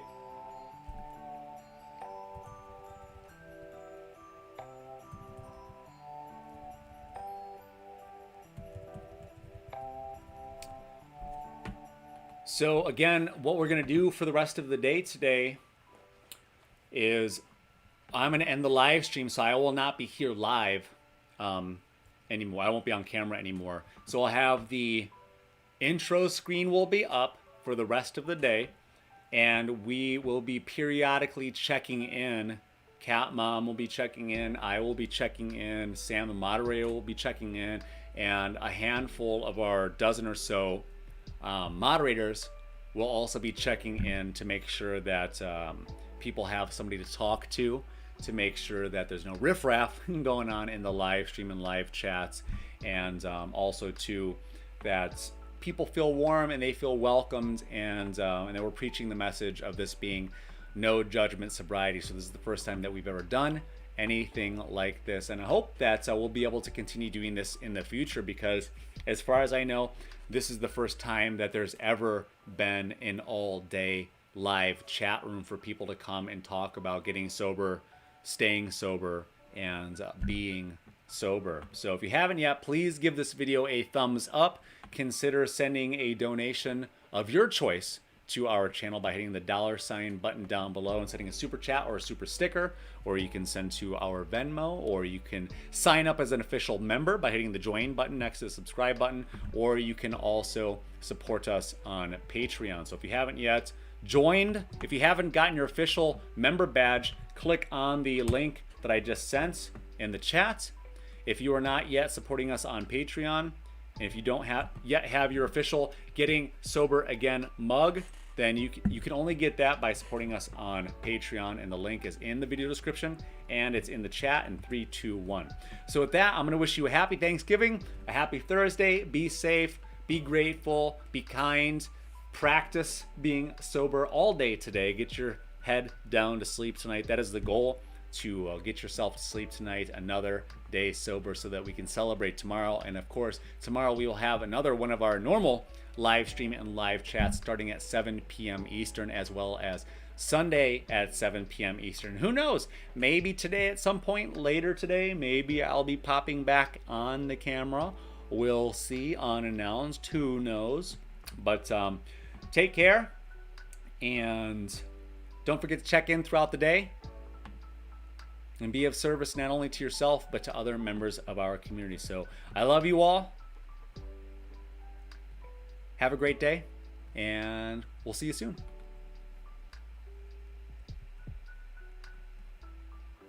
And enjoy the music.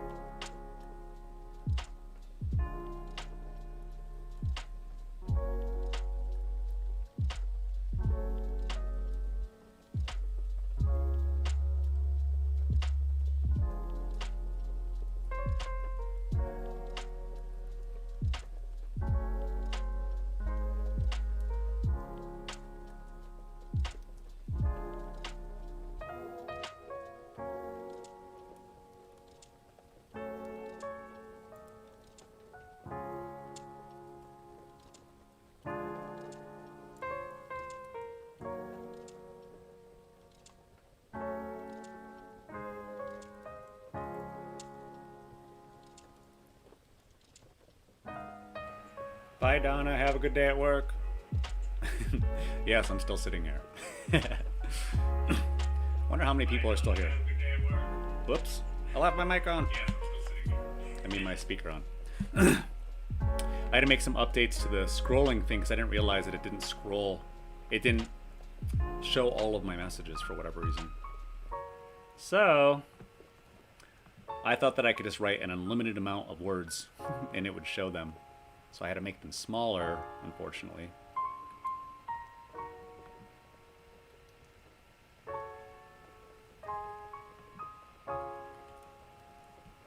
But anyway, hopefully I didn't scare anybody. People are just sitting there and like, whoa, what's going on? Jay's talking again. So typically, I say hello and goodbye to everybody. So I'm going to say goodbye for now to Donna, to TK, Lucy Lou, Cindy Palmer, Indiga, Juice81, Marta D, and Tommy, wherever you're at, and to Binky also. Bye, Binky, for now. And see you later to, well, Sam's here, so I'll be seeing Sam later. Cindy Palmer, who else did I miss earlier? From earlier. Wacko Slimo, Hank Kimball, CD, and 14 Shamil, and Indiga, and George, and the Gandalf, and a Dirt Tracer.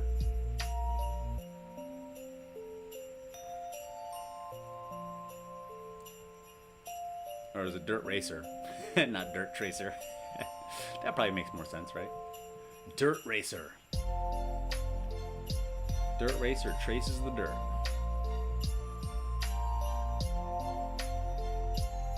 And see you later, Dave P. I saw that you were here earlier. And BTS 054.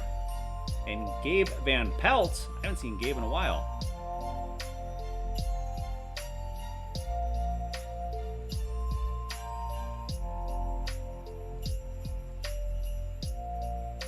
Alright, I'm gonna turn my mic off. Good luck to everybody today. Bye.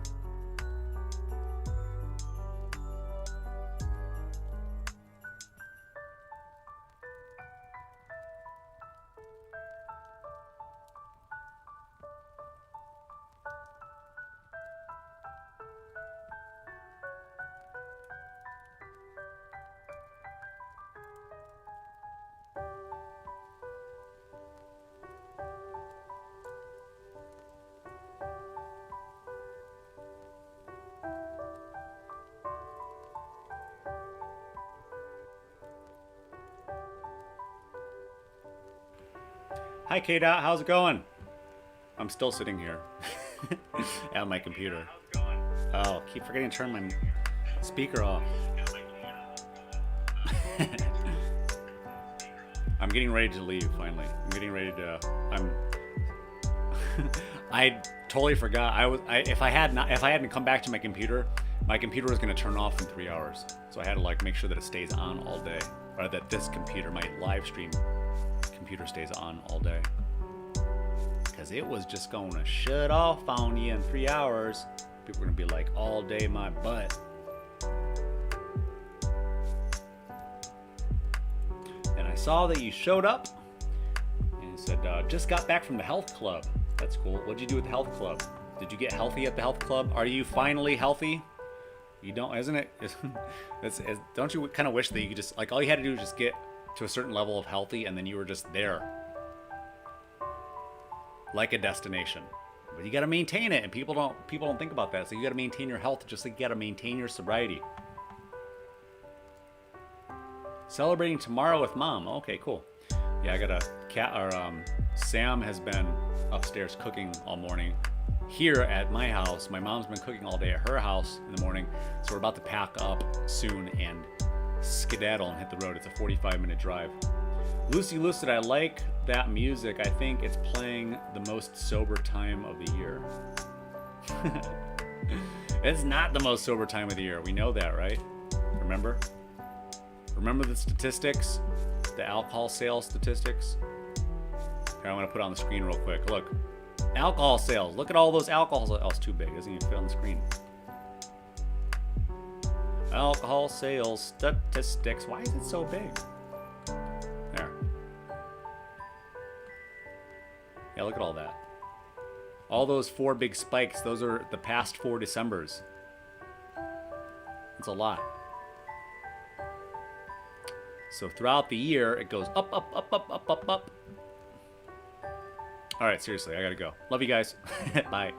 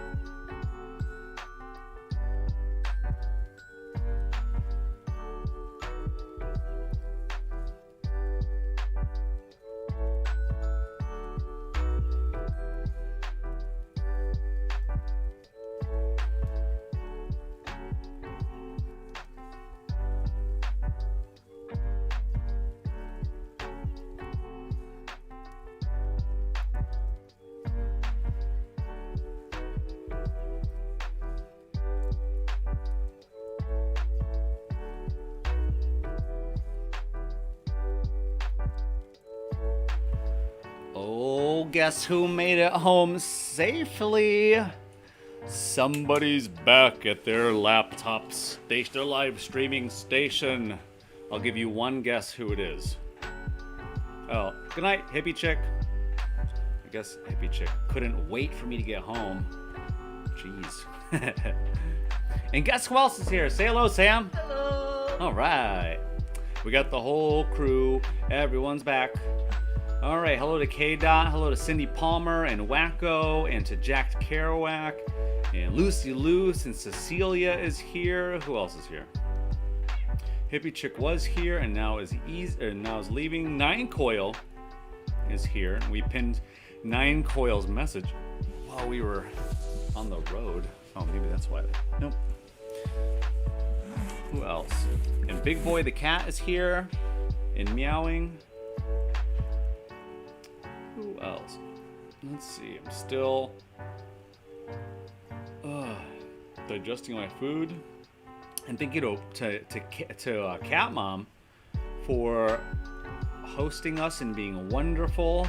It was the least stressful holiday of all time. And not just that, because that sounds kind of like a backhanded compliment. I think it was one of the best holidays of all time. So far, for me, I think Sam, the moderator, might agree. What do you think, Sam? I would say the same thing.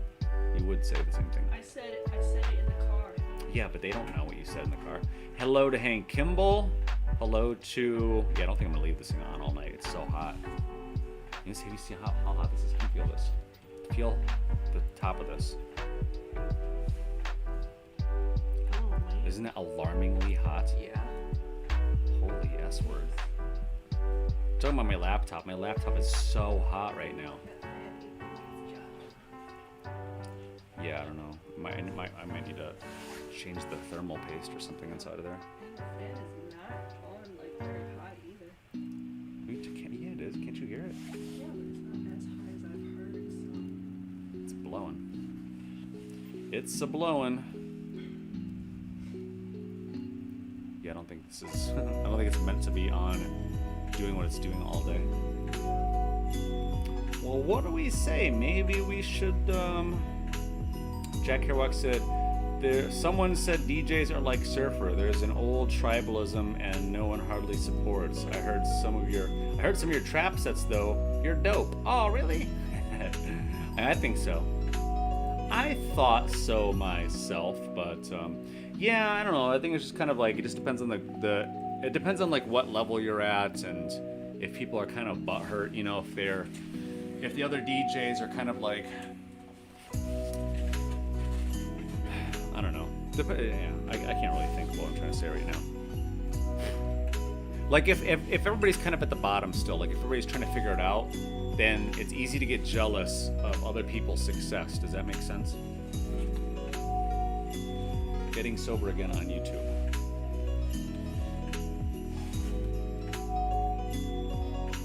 I turned my monitor on. Can you turn that camera on? But don't bump anything. Don't bump the tripod. It's in the top left-hand corner of the camera. There's this toggle switch that says on, off. On! Camera on. Let there be light. You want some light over there? Check, check, check. Microphone check. Alright, 7D. Alright, who's ready to see me? I'm coming live in 3, 2, 1, I think. Hello, I'm back. I'm still wearing my coat and everything, obviously. I probably didn't need to explain that. I'm still wearing my coat and everything. We just got back from Cat Mom's house, and we made the big drive all the way from where my mom lives to all the way where I live. And my laptop is alarmingly hot, so I'm not sure. I was toying with the idea of leaving this on all night long, and I don't think I'm gonna do that. But so what do we think about the all-day live chat? Does anybody have any opinions? I like the I like having the ability for people to just kind of come and go as they please, and to be able to, like, if you have some downtime, you don't know what to do, you know, or if you're kind of struggling with your feelings, or you just don't know who to talk to.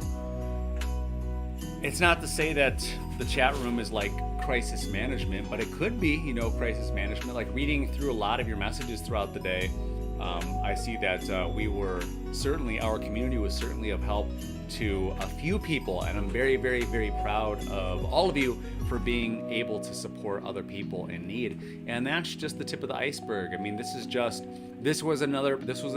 a practice session. This was a session for us to be able to practice having our sobriety being bigger than ourselves. You know, there becomes a point where, you know, like for example, if you become a parent of children, right? For example, which I haven't done yet, but I was a step parent, for example. You go through this phase of life of just kind of struggling to figure it out, to then having it be bigger than you when you have somebody else to take care of, and then all of a sudden it doesn't seem like it's that big of a deal. It doesn't seem like it's that big of a deal to just kind of manage your own life, because now it becomes trying to help somebody else and guide somebody else in this world and in this lifetime. And I'm really glad to be able to see some of you all grow into your own, and I'm very thankful for that. And I'm sure that a lot of you are also thankful for the ability to be able to overcome, in a way, be able to overcome some of your own hurdles and some of your own setbacks, and learning from them. You know, I've seen a lot of you have detours along your sobriety journeys, and I was really excited, and I am really excited to see some of you become moderators of the channel. I'm not sure how long it's gonna be, but basically here's how I feel about the moderator situation is,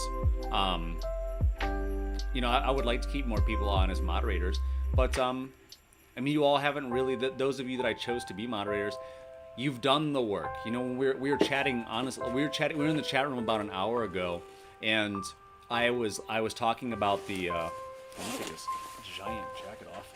I was talking about the prerequisites. Can you charge this? Put this on one of the white chargers. Thanks, Sam. I was talking about some of the basic prerequisites for thank you, for becoming a moderator for this channel, and the idea. Hold on a second.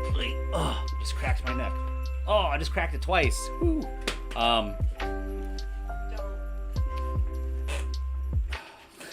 I was talking about the prerequisites of the channel before Sam dropped my charger.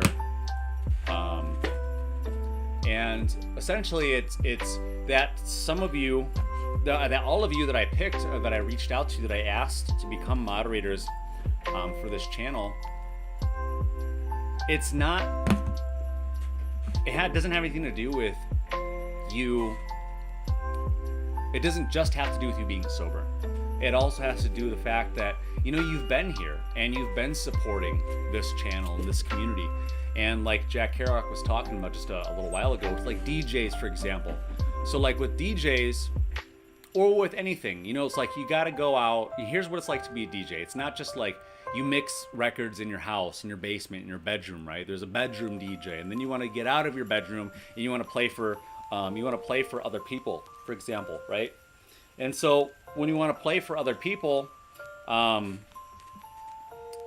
well, you don't know anybody. You don't know anybody in the DJ community. You don't know any of the promoters. You don't know any of the venues or who's in charge, or like how it all works.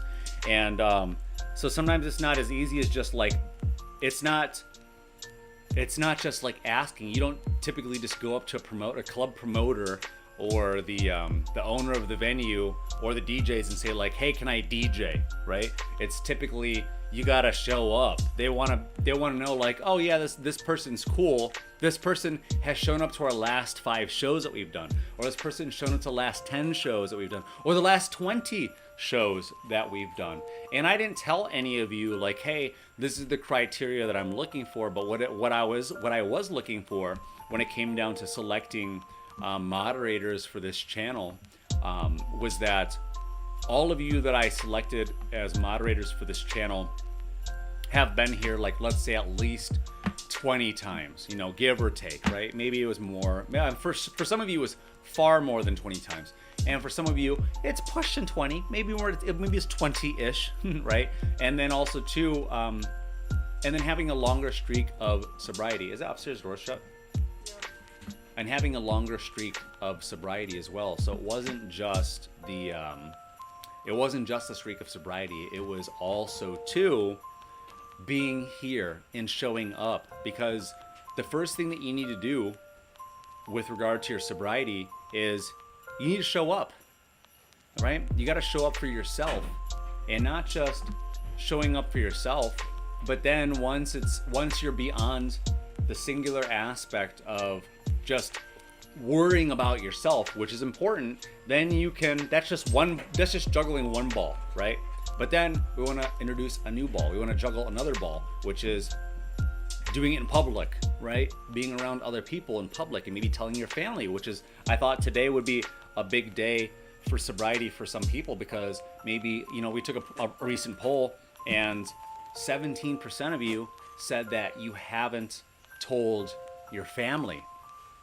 And we know that a lot of people are still struggling with sobriety, and struggling with sobriety in silence as well. Getting Sober Again on YouTube.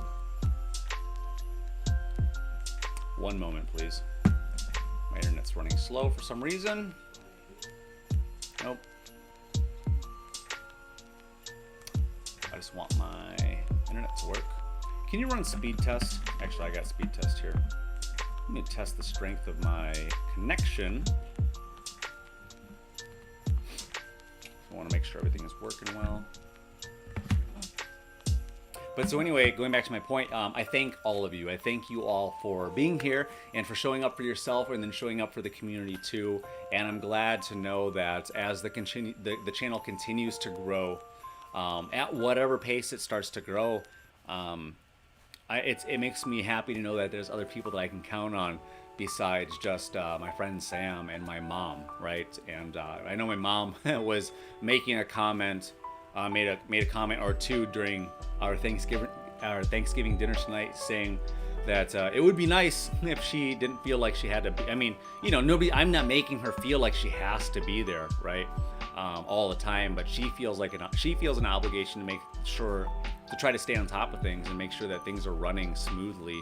And you know, I like her to be able to just, you know, maybe participate more. So knowing now and moving forward into the future, knowing that I have a lot more of you, I hope that our live streams can be better, that they can run more smoothly, that we have now people that have graduated into a bigger role and a bigger position with the channel, that they feel like hopefully you'll take pride in the position, you know. And if you feel some sort of pride, I mean, let me know if you feel some sort of sense of pride for being a moderator to a channel. Like I've never been asked personally. I've never been asked to be a moderator on anybody's channel, you know. And I feel like you did the work, you know. It's like I would very much dislike it if people would ask me to have a bigger role, you know. It's like we all know those type of people where it's like they ask for things that they haven't earned, and then typically those people tend not to earn the position, or will prove to you that they weren't going to earn the position, you know. And that's, you know, that's what life is like sometimes. That's how some people are.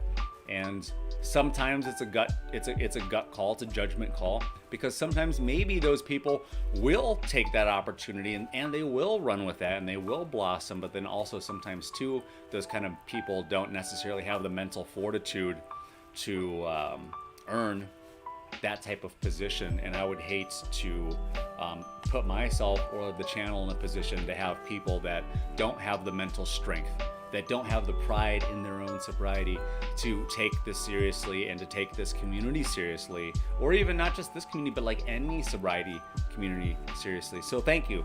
So in the spirit of giving, in the spirit of being thankful and showing gratitude, I thank all of you that I've been able to trust this holiday season. I thank all of you that took your sobriety seriously this year, that had ups and some downs, but kept moving forward through your first asterisk or maybe your second asterisk, or hopefully you didn't have a whole bunch of asterisks, but that you kept moving forward, that you kept doing what you needed to do to be a better version of yourself, to be more kind, to be more compassionate, to be more considerate, to be courteous, to be friendly, to break out of your shell, to let your guard down, to be a little bit more vulnerable, to be a little bit more transparent, to ask truth-seeking questions, to try to figure out what the root of your pain was, or what the root of your trauma was, or where it was and how it was and why it was that you adopted certain responses to certain people, places,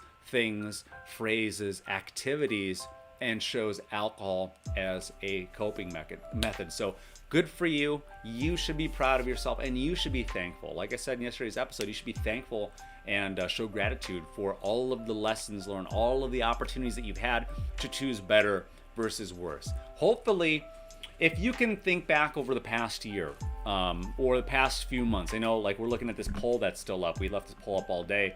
36% of you said that you're 3 or more months sober, and looking at most of the moderators are almost 3 months or more sober, right? So a lot of you have a lot of positive momentum going forward. So part of what we're trying to do here with this channel, I know I'm just one person, and I know this is just one channel, but we're trying to do things right, and we're trying to reinvent the wheel here, because there's many different ways that you could do many different things, and there's many different ways that you could do sobriety, and people are going to continue to struggle with sobriety. People are, I'll tell you, like yesterday, for example, I did a sober motivation session yesterday, and I thought it was a really good session. I was telling Sam on the way to my mom's to Thanksgiving that if I haven't done a whole lot of these sober motivation sessions yet, but I feel like if I had only done one, or if I had done 1,000, that this would have been one of the best ones that I had ever done. With weeks, months, or years, or decades of experience. I felt like it was a really good session. And I asked the person, I told the person, I was very blunt. I was friendly. I was friendly and blunt. And just very matter of fact. And I told the person who has a child, I'll just leave it at that, the ambiguous human being that has a child. And I told the person, I said, hey, most people fail, unfortunately. Most people don't take me up on the offers when I say, like, hey, I'll make my human self available to you. Like, I'm not a conglomeration. I'm not a corporation. I'm not a board of trustees. I'm one human being that still has to feed my cat and take care of a house. I have like 2 tenants that live here in the house. I still have to like manage my health, and I still have to manage my finances. I still worry about like, how am I gonna pay my bills? Like I have like, I'm not gonna get to my financials, but like I have genuine reason to worry like about my own finances. You know what I mean? Like I still have to take care of myself. I still have to go to the doctor and do everything else just like you do. And I still ask God to like help, like please give me the strength and energy that I need so that I can continue doing more, because like as the channel continues to grow, more people keep coming up to me. More people keep reaching out via email. More people keep reaching out on the live streams and live chats, and through the website, right? And through our social media. There's like way more ways for people to find me nowadays. And I was wondering, with the sober motivation session, I thought I nailed it, and ultimately it's up to the person, it's up to you. But then the person emailed me this morning and said like, hey, I'm sorry I drank. And it was just like, and it makes me wonder, it's like I'm trying to be what I didn't have for people. But no matter how, there are going to be situations where no matter how hard I try or how available I make myself directly to somebody, they still have the opportunity to make better decisions or worse decisions. And this person still chose worse after all that. After like begging this person, I said, like, for your child, for the sake of your child, just don't drink today, please. As the voice of your child, knowing what it's like being a child who had a parent that drank, I'm asking you as my parent not to drink. I'm asking you as the parent to just be the parent. Remember, like in this person, this person had parents who drank. This person had a parent who, at a very young age, made, and basically forced this person to drink. And it was just like trying to get this person to recognize and realize, like, hey, is that how you want to be? We have to stop this negative trauma. We have to stop this negative momentum. And even still, even after going out of my way, after stopping, after dropping, ignoring my own needs yesterday, and ignoring my own needs to do what I needed to do for me, because I needed to do some things for my own health, and I ignored my own health to be there for somebody else for about an hour, right? And I committed to this person for half an hour, and I gave him 45 minutes of my time. But then there was time setting up before that. We were emailing back and forth before that. So like all in all, it was an hour and a half out of my day yesterday.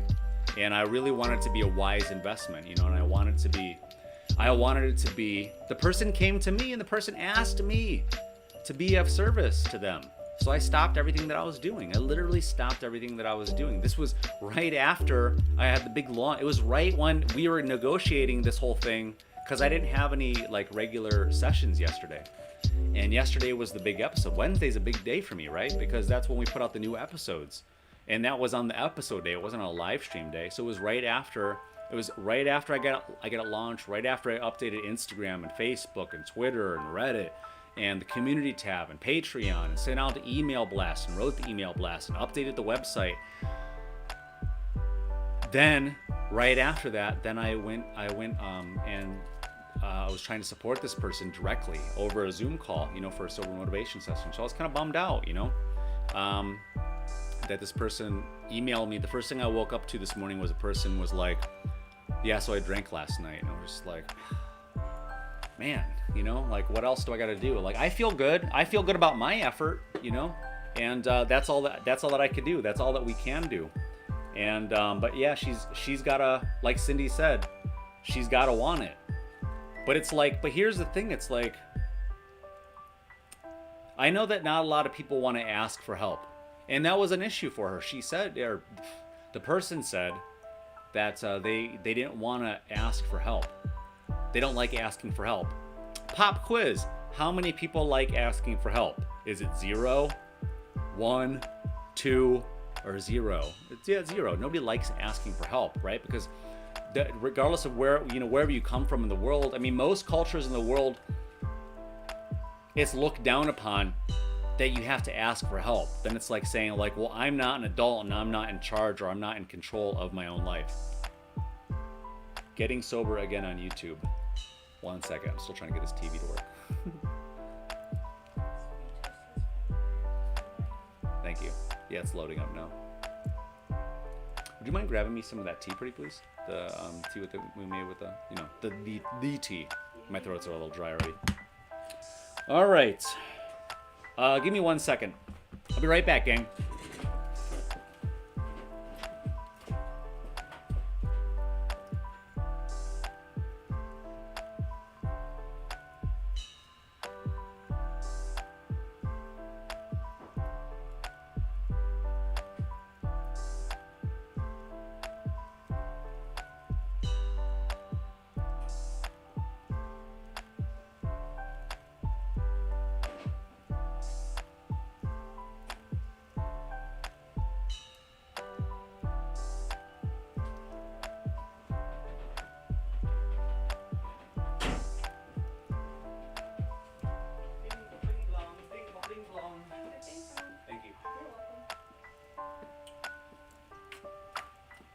I'm so parched.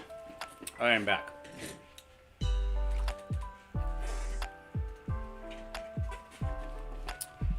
Ay. All right, let's see. Let me unpin that message and get it out. Oh, we're almost at 100 votes on our poll. It only took 11 hours to get there, but you know what I think I might need to do? I think I might need to mount one of those fans that I have to help cool this laptop. But then we're gonna hear the fan on the microphone, so maybe not. All right, so let's see. What was anybody saying since I started talking? Did anybody say anything?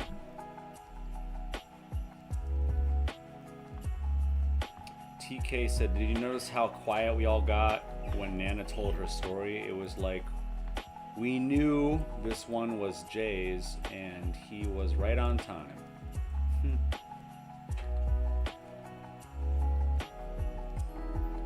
And then Hank Kimball said, people will only change if they really want it bad enough, unfortunately.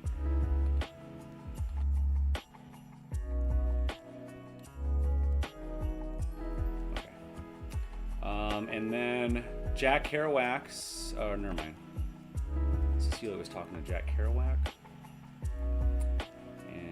And Cat Mom said, you're right, but it's draining and discouraging. I know the feeling, had a similar experience last month. Yeah.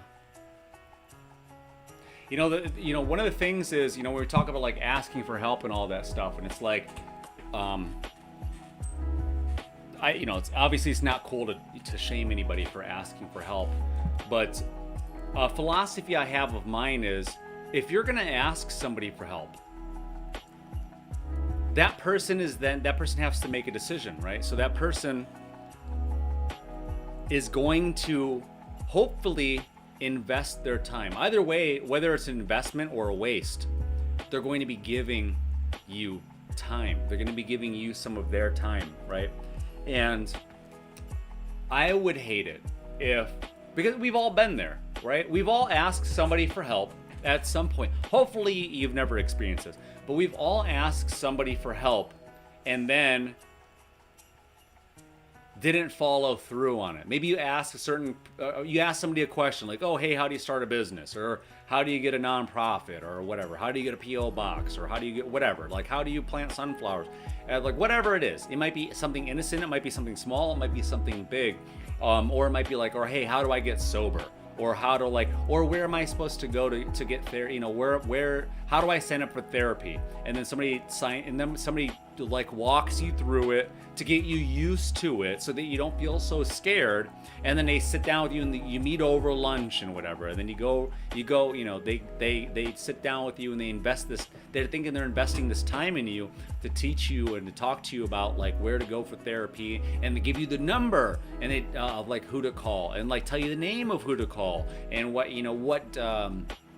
the menu options are so you could bypass the whole sub menu and get directly into an intake session, all the stuff. And then somebody goes out of their way to help you and to be of service to you. And then you don't follow through on your end of the bargain, right? And it's like, but you asked.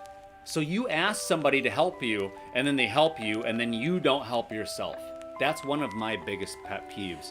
So that's something that like I get to practice working on not being, peeved about it because, that's something that's part of life also. That's part of, trying to be, that's part of being a teacher. That's part of being a parent. That's, it's part of being in a leadership role. So it's a newer experience to me. It's a newer experience to me to juggle my own feelings and my own emotions with regard to, well, how do I deal with people saying words, right? That's a big thing of mine is like, I say this to Sam all the time. It's like, are you saying words or are you communicating? There's a difference, right? You can say words, but if you say words in a very specific order, now you're communicating. But then you could obviously say words in a very specific order, but then still not be communicating. You could be talking too fast. You could be talking too slow, but then also too, there's a speed that's just right. There's painting the picture for somebody mentally. There's a way of explaining things so that they understand that you understand, right? And so yeah, like K-Dot said, not everybody is going to be successful, and I know that though, and that was something I was talking about. I was basically, I put myself out there and I was vulnerable with this person and transparent with this person. And I was basically telling them like, well, hey, we don't have a lot of people, unfortunately, that are successful in the sobriety community. And I would very much like to to be able to celebrate your success story. And I put myself in a position, you know, of begging this person to just get through the day, so we could start to build some momentum, you know, making myself available. But, you know, end of story.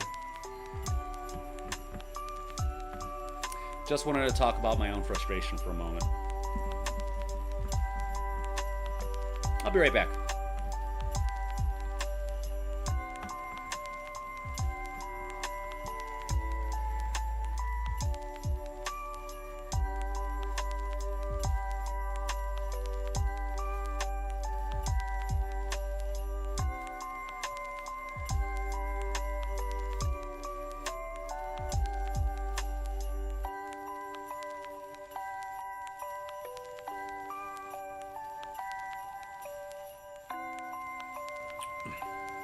That's a great comment, Cecilia, at 9:59, saying what I learned from my mom,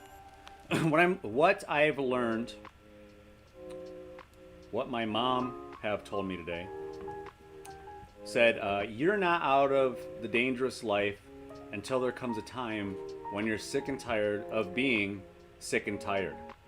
She was right all along.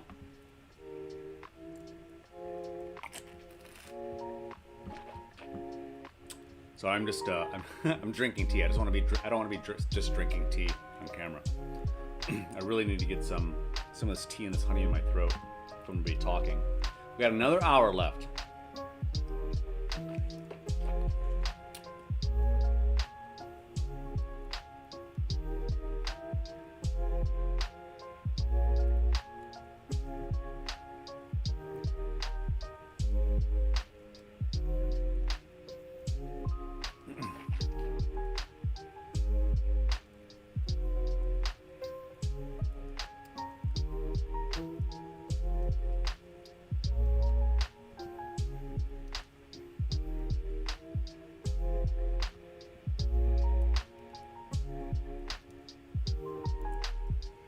All right. I think that was enough tea. Thank you for your patience.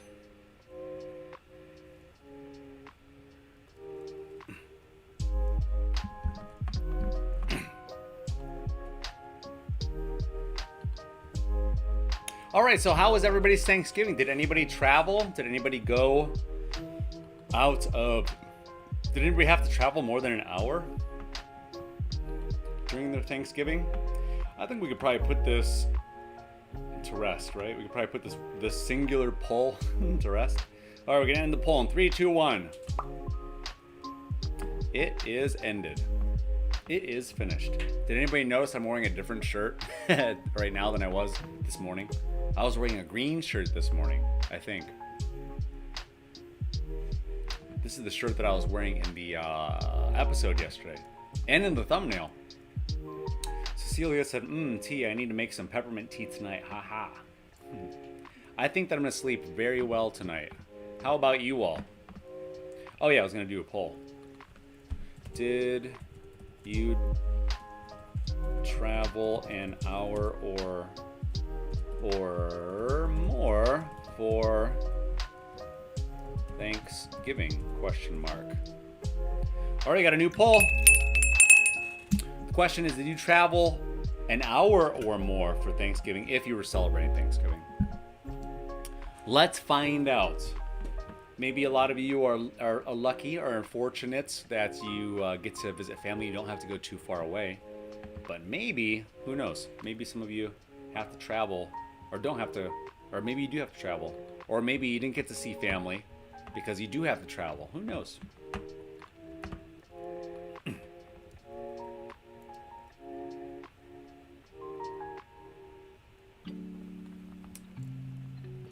Wacko said, how do you pour into your own glass after pouring into ours? I don't know. That's a genuine question that I'm asking myself right now. I don't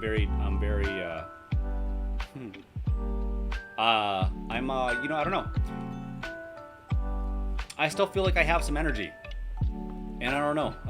I'll just say, maybe I'll say God. I don't know. I had a very good, because here's a very real and honest answer. Sam was pouring into mine. Cat mom, my mom was pouring into mine. So when we started the Thanksgiving holiday, after I ended the live session this morning, the live stream from this morning, we were on my way to my mom's house. I don't remember when I said it. Do you remember when I said it, Sam? When I said I'm an introvert, and when I see too many people for too much consecutive time, it drains my energy. So I was on my way to my mom's house because I was worried about, obviously I love my mom, right? But just being around other people's energy and absorbing conversation and trying to be present, I wasn't used to that. I wasn't used to it as much as I wasn't used to it in the way that I wanted to be used to it. But so now, looking back at it, so on the way home to Sam, I said that I wasn't nearly as drained as I thought I would be. And I think a major reason has to do with it, a major reason that has to do with it is Sam wasn't drinking. I wasn't drinking. My mom wasn't drinking, right? And every other Thanksgiving, after how long were we there? 7 hours? I don't know. 5 hours, 6 hours, something like that. 5 or 6 hours. In 5 or 6 hours, how much would you have normally drank? Here, maybe I should make that the poll. Yeah, so we're gonna that's gonna be the poll question. If I can ever get this poll button to come up. So how much would you have normally drank in a 5 or 6 hour, in let's say 6 hours? How much would you have normally drank in 6 hours on Thanksgiving? Question mark. Let's just equate it. Hold on, let's see. Let's equate it to well, no, let's say we'll do units of alcohol. Let's say 1, 2, 3 drinks. Let's say 1 to 2 drinks. 3 to 5 drinks. 5 to 10 drinks. Or 10 or more drinks. So we got a new poll. How much would you have normally drank in 6 hours on Thanksgiving? New poll. So I think it was refreshing to be at my mom's house. I think this was the most celebratory that I have ever been for Thanksgiving. So much time has passed and so much healing has happened since my dad passed away 2 years ago, right? He passed away in September of 2019. Our Aunt Norma passed away in January of February of 2020, right? At the beginning of the pandemic. That's when she passed away. And we just don't have a lot of family members left. But those were obviously 2 big parts of my life still. And I only considered to have,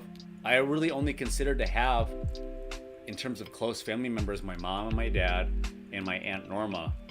And now my dad and my Aunt Norma are gone, right? So really it's just my mom left. Do I have other family members? Yeah, I do, but I don't have a lot of family members. So, and I wasn't, I didn't know all of my aunts and uncles. They weren't all, when I was little, they were maybe around, but long story short, it was refreshing to be there at my mom's house and not drinking and just enjoying each other's company and being festive. And we had decorations, we had good food. Sam made food, my mom made food, I bought food. It was a really good time. I brought a big table. We had a nice spread. We had nice festive lights. My mom decorated really, really well. And it was just a fun, relaxing time. But in that 6 hours, we didn't drink at all. So I was saying on the way home that I wasn't drained because not only would I'd be stuffed, which I'm stuffed. I could probably have a slice of pie or so right now, but I would have been stuffed, and all of that alcohol would have been trying to stuff its way. Probably would have had a stout, probably would have had a glass of beer, probably would have had a glass of wine, had some maybe a regular beer or cider or something, probably would have had some tequila or put some Baileys in my coffee. I probably would have all those drinks, right? It just depends on literally whatever would have been there unless it was vodka or gin. Ill. That's just my personal preference, right? But I mean, all alcohol tastes terrible, in my opinion. I probably maybe would have had, if there was Chardonnay, I would have had a glass of Chardonnay. If there was a cab, I would have had a cab or a Petite Syrah. Literally whatever was there, I would have been like, oh, let me have a glass of this now. Oh, well, I mean, since the bottle's open, I mean, there's only 3 of us. Who's gonna drink it? And I probably would have had, like, in the entire time that I was in my mom's house, I probably easily would have had a bottle of wine. A whole bottle of wine. And then probably would have drove home. Like, not proud of my actions, but probably would have drove home, right? Probably would have had a bottle of wine or close to a bottle of wine. Probably would have had some Baileys and coffee, and then just like a regular coffee, right? Probably would have had a beer as soon as we got there. I would have been like, oh, try this. Like, this is a mango habanero beer. Try this out. This is unique. I probably would have got like a 6-pack of random beers, of like holiday beers. I'm like, oh, try this one out. Try this one out. I'll have a little bit of this. Have a little bit of that. And it's like, oh, it's okay. I'm eating. We're eating. It's safe. The food's gonna soak up the alcohol. And then I would have been driving home like, oh, I would have been feeling terrible. Like on a scale from 1 to 10, 10 being the best. How do you feel, Sam? Like 7. Yeah, like I think I honestly feel like on a scale from 1 to 10. I mean, it's for it being 10 o'clock at night Eastern Standard Time. Like I feel like a 7 or an 8. I feel pretty good, right? If I had been drinking that whole time and had to drive home 45 minutes, and packing all the stuff and bringing a table back here and bringing the cooler and unpacking everything, which I didn't do, thanks Sam. But I would have been tired. I would have been drained, right? But so to answer your question, Wacko, they filled my cup back up. You guys filled my cup. You know, you guys being here, you guys showing to me that I didn't make a reckless move by choosing all of you to be moderators for the channel. I'm looking forward to some more members also maybe being moderators for the channel, because I don't know that we've hit our growth potential yet. I don't know that this channel, I don't know that we're doing everything that we possibly can do. I don't know that we've even scratched the surface yet of everything that we're going to do. And God knows, and God, God, like hopefully God's listening. But God, I like to believe that God knows where this channel is going and what people need to be reached. And one of the things I always pray for is I pray for me to be put onto your path. And I prayed for you to be put onto my path, and for it to be a mutually beneficial experience for us. And in the cases of, say, the sober motivation session yesterday, of course, I would have liked for that person to have messaged me this morning and say like, hey, Jay, guess what? I woke up sober. And it's all because of, well, it's still gonna be up to that person, but like that maybe that sober motivation session did the trick or whatever. But still, is there hope tomorrow? Of course. So long as that person wakes up tomorrow, we still have an opportunity for that person to choose better instead of worse. So we still have an opportunity on Saturday. We still have an opportunity on Sunday. We still have an opportunity on Monday. That's what we preach. No judgment, sobriety. Was I frustrated? Yeah. Am I allowed to be frustrated? Yeah. But am I going to take it out on anybody? Absolutely not. Right? Because I know that if anybody would have taken that out on me or made me feel guilty about making that decision while I was getting sober, guess what? I probably would have wound up dead. Who knows? Like, just like being real, I need, like, me personally, my style is I need somebody, and I'm just speaking for me, but I need tough love. I need somebody that I can believe and somebody that I can trust and know that this person has my back and that this person's been there and has done that, so to speak. That's the type of person that I respond best to. And I can't say that that's going to be the best style for everybody, but that is my style. I'm trying to be what I needed in my own life, right? So we'll see, everybody. Every day is a new learning experience for all of us, and we gain new tools each and every day. And we're all learning how to do this sobriety thing better and better each day. And we continue to gain more and more tools along the way, so that we can hopefully continue to be of service to more people along the way. I think of it right now, like the times in my life and the periods of my life, like, listen to this, regardless of whatever you're doing, just try to listen to what I want to say right now, is there have been many times in my life where I've asked myself, what is the point of this? Why am I doing this? I don't mean this channel, but like when you have the moments of solitude, when you have the moments of self-reflection, these are the moments, in my opinion, where you should be taking a moment to step back and observe what's happening around you, and recognizing that this may be the calm before the storm. We don't know. It's hard to step out of the position that we're in and know what is happening or what's about to happen.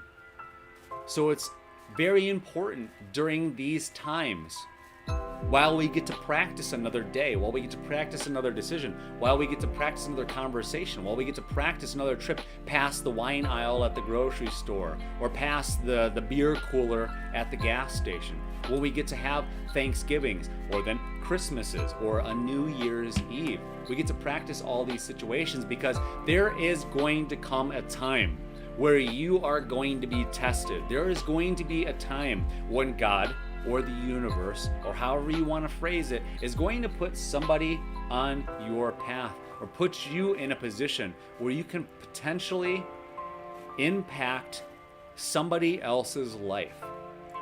Know that. Know that this is going to happen.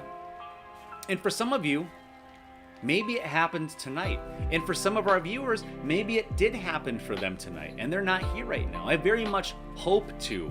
By morning, I hope to maybe get an email from somebody, or maybe right now there's an email waiting for me, who knows, or maybe on social media. And I think during this live stream, some of you have already talked about like how today was such a big trigger for you, or how some of you were really nervous about going to your family's house, or seeing whoever, or being there because you didn't know and you've never done anything besides get blackout drunk on Wednesday, and then get blackout drunk, or maybe not blackout, but drink your asses off at Thanksgiving. And so many of you have passed the test, and now this community is stronger for it. Now we have many more tools here, so we have more leaders. We have many more leaders here in this community. We have many more people that can continue to be of service and add valid ingredients to a wonderful recipe to serve up sobriety. And that's what makes this community special, is I'm hosting the channel, but I don't have all of the answers. Not any one of us individually has all the answers, but together we can solve a lot of issues and help people to understand where they're at and where they're going. We can help people to understand that this is the calm before the storm, or that the worst is behind you, and that better things are yet to come. And hopefully we can convince people by being that change that we want to see in the world, that we can be the light in the darkness, so that when people talk to us, whether it be me here in the live stream or you all in the chat, that people will believe you and people will feel like you are what they need. And that's what I'm looking for, and I'm very glad that you were all here throughout the day today. So thank you.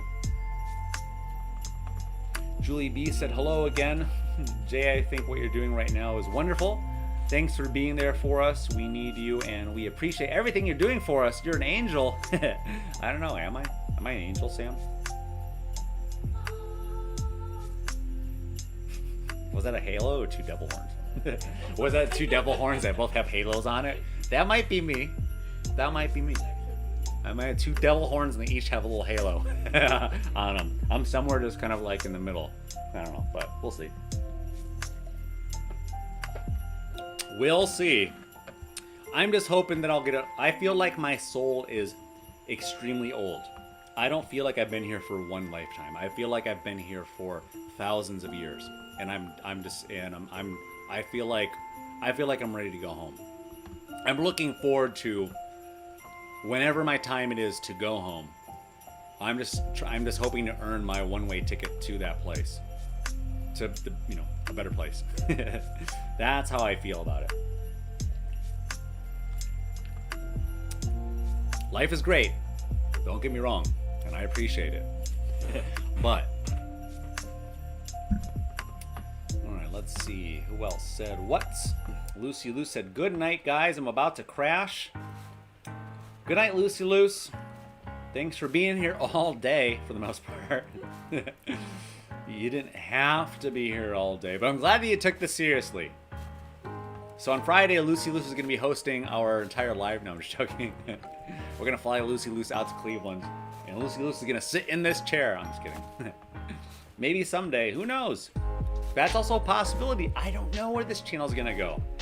I can easily imagine this channel getting to the point where maybe someday some of you will have different hosts of this channel. That's a possibility. Does that sound exciting? Yeah, it sounds exciting. Are we anywhere close to that? No, but we might get there someday. Who knows? No idea where this is going.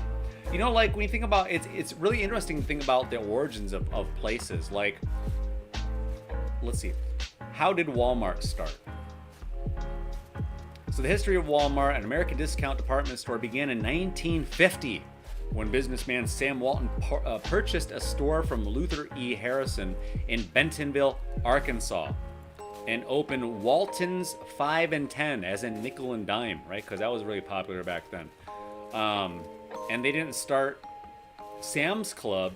That didn't start until 1983, and then the first superstores opened in 1988. I had never even heard of Walmart until, like, I don't know, like Walmart first came to this area in close to where I lived in Elyria, Ohio. I think there was Walmart there, and that was in like what, 1995 or something like that. I'm not even really sure. That was like the first time I ever heard of a Walmart. But they had been around at that point for 45 years, right? So humble beginnings, that's my point. And I think that's still where we are now, even though we have 8,000 subscribers, but this is still very much humble beginnings.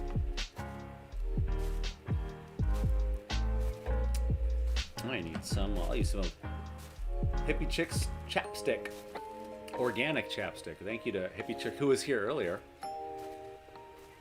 My lips always get chapped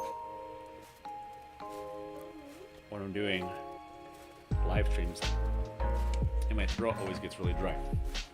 So bear with me. Pardon me.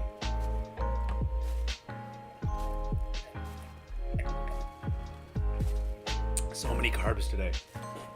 All right, let's check out the poll. The poll question is, how much would you have normally drank in 6 hours on Thanksgiving?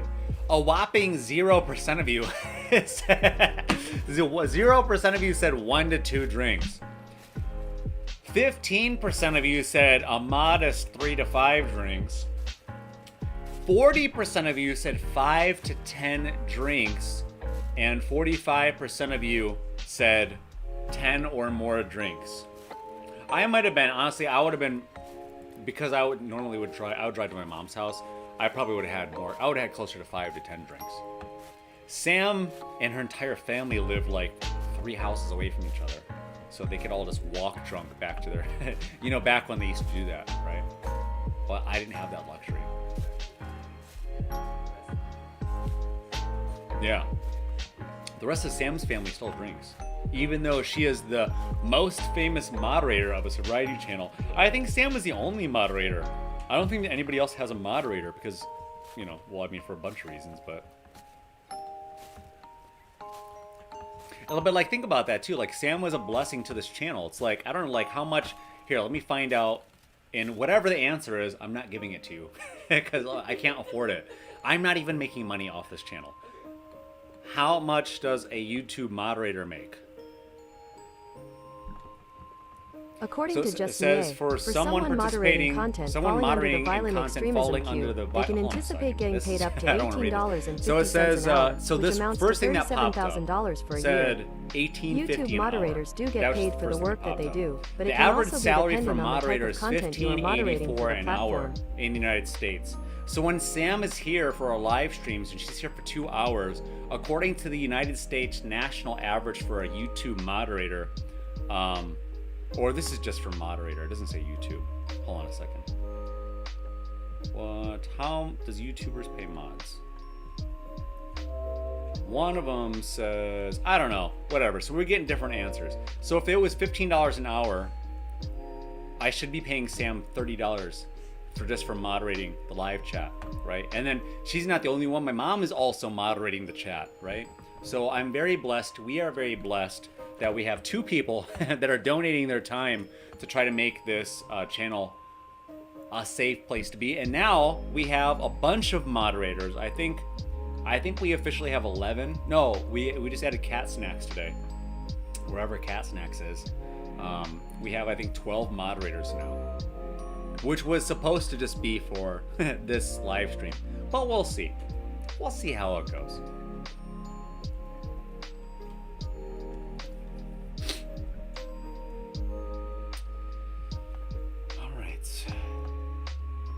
Behind Blue Eyes said, thanks everyone I watch but don't always comment. We're proud of you all too on your sobriety journey. Well, you should comment more often, Behind Blue Eyes. Whatever. Hard to keep up with people coming in and out. And then earlier, Behind Blue Eyes said, happy Thanksgiving everyone. I am now 325 days sober. It's a practice. I am no better and I am no different than the next person. Just keep practicing. I love that message. Good message. Which you all saw, of course. And then, well, I missed some donations. Thank you to Cecilia earlier, made a donation. I think I was talking though. And thank you to Wacko. Wacko also made a donation earlier. I appreciate it. Oh, Wacko made 2 donations. Awesome. Yay. What a fun day. What a very fun and long, well, it was, I guess, the same amount of time as yesterday. But it was a great day. I had a great day. I don't know about all of you. I'm very grateful. I'm very thankful. I'm thankful for my sobriety. I'm thankful for all of you. I'm thankful that you all found this channel. I'm thankful that I'm thankful that we had viewers that asked me to come back. Honestly, I wasn't even thinking about coming back to the channel. In 2020. I was just drinking all the time. I was drinking and I didn't know what I was going to do with life or with my life. I didn't know what I was going to do in life. I didn't know where I was going to go. I was still kind of heartbroken about my relationship and my dad and about just like being in Cleveland. And I really honestly, like, the last thing that was on my mind was the channel, because we didn't really have a community. Like, think about it. Like, were you participating actively? Were any of you actively participating in this channel a year and a half ago? No, nobody was. None of you. Like, maybe some of you were watching, but we only had like 26 episodes at that point. So there wasn't a community. We didn't have live streams. We didn't have a community tab. We didn't have an Instagram. We didn't have a Facebook. We didn't have Reddit. We didn't have Twitter. We didn't have a website. We didn't have Patreon. I wasn't doing New Member Monday content. I wasn't doing Wednesday episodes and Friday live streams and Sunday live streams. We weren't doing member shout outs. We weren't doing sobriety signups. We weren't doing sober motivation sessions. So just so much growth that's come from this channel, and I'm thankful. I'm thankful for those of you that asked me to keep making more content, and I'm thankful for my sobriety. I'm thankful for every day that I get to make better decisions instead of worse decisions. I'm thankful for Sam being here and being of support and service to not only me but to all of you. I'm thankful for my mom, and for my mom choosing sobriety and choosing better decisions over worse decisions and helping to make this holiday a wonderful holiday. It was truly a wonderful holiday, and I can't say that I would say that this holiday, that today, was probably in the top 3 of all-time holidays. And it wasn't that anything particularly special or amazing happened, but the fact again that we had the most food that we've ever had, that we had a good time, we had a really good time, we got to enjoy each other's company, that we all got to be in each other's company, and we got to be with you. We were all live chatting with you. You give us more purpose. I mean, I'm not going to speak on their behalf, but you give me more purpose. And I hope that you also find yourselves having more purpose from this channel and from this community. So regardless of wherever you are, and regardless of whatever you do, I hope that you express some gratitude today. And I hope that when this live stream is over, maybe take a note, maybe open up your phone and open up the notepad app, or grab some pen and paper and write down to truly express gratitude when the live stream is over, right? Truly express gratitude as deeply as you can, and send yourself off to sleep tonight and dig into the depths of where you were before you started this sobriety journey. Even if you're still struggling, even if you're still drinking, I want you to think about like how bad it was maybe 6 months ago, or maybe a year ago. Think about how depressed you were, how desperate you were, how hopeless you were. How many times you looked in the mirror and you didn't like who was looking back. How many days that you woke up and thought to yourself, oh no, I have to be alive again today. How many times that you'd given up on yourself, and how many times that you saw the look in the eyes of the people around you and worried that maybe they'd given up hope on you. And think about all of the ground that you had made up. Think about how much better your life is. And it may not come in the form of you get a big cardboard publisher's clearinghouse check that says you've just won $10 million or whatever, right? But in a way, we always talk about you've won the lottery. You've won a lottery in some way, shape, or form. That you get to go to sleep tonight. You woke up this morning sober, and you get to wake up tomorrow sober. Didn't you ask for that? I'm going to ask you that question again. Didn't you ask for this? If you're sober right now, didn't you ask for this? Didn't you ask the heavens for this? Didn't you ask the universe for this? Didn't you ask God for this? Didn't you ask and whisper to yourself, to anything and to anybody, to anyone that would listen, for just please help? To find the strength that you couldn't find before. And for whatever way, in whatever way, shape, or form, whatever reason, whatever truly got you there to making that decision by saying enough is enough, or choosing to be here in this community, coming to our live streams, listening to our videos, listening to other people's videos, reading books, whatever, I prayed for you. I prayed for you to be here. I prayed for you to be here with me. I prayed for you to keep me honest along my journey. I prayed for you to keep me honest and accountable along my journey. I prayed for you to come into my life to help me. And I prayed for you to come into my life so that I could help you. And here we are. You were asking for it, and I was asking for it. And it's not an accident. When we start talking about, people start talking about like, oh, I don't know, YouTube listens and stuff like, yeah, that also happens. But of all of the possibilities that exist in the world, for both of us to be here right now, and for some of you having found the help that you need to be able to build up enough consecutive days sober, isn't that a blessing? Isn't that a miracle? And isn't that what you're asking for? Didn't that prayer come true? Didn't that wish come true? So I want you to be thankful for that. And I want you to deeply express as much gratitude as you possibly can tonight. You can say it in the form of a prayer, or you can just say it in the prayer, or say it in the form of just showing gratitude. However you want to do it, however you want to express it. If you want to write it down in bullet points, I highly suggest doing that. Write it down. Open up your note. Oh, I'm sorry. Hopefully this music's not too loud. Sorry about that. Totally forgot how loud I had the music. If you want to write it in bullet points in your note-taking app in your phone, or tangibly write it down, and write down as many things that you could think of. Maybe you lost weight. Maybe your blood pressure is lower. Maybe the bags under your eyes have started disappearing. Maybe your skin started clearing up. Maybe you're breathing better. Maybe you're digesting food better. Maybe you're able to walk for a mile instead of a half a mile. Or maybe you're able to walk for 2 miles instead of 20 feet. Who knows? But you know. You know all the ways that your life has improved. Maybe it's your professional relationships. Maybe it's your personal relationships. Maybe it's your romantic relationships.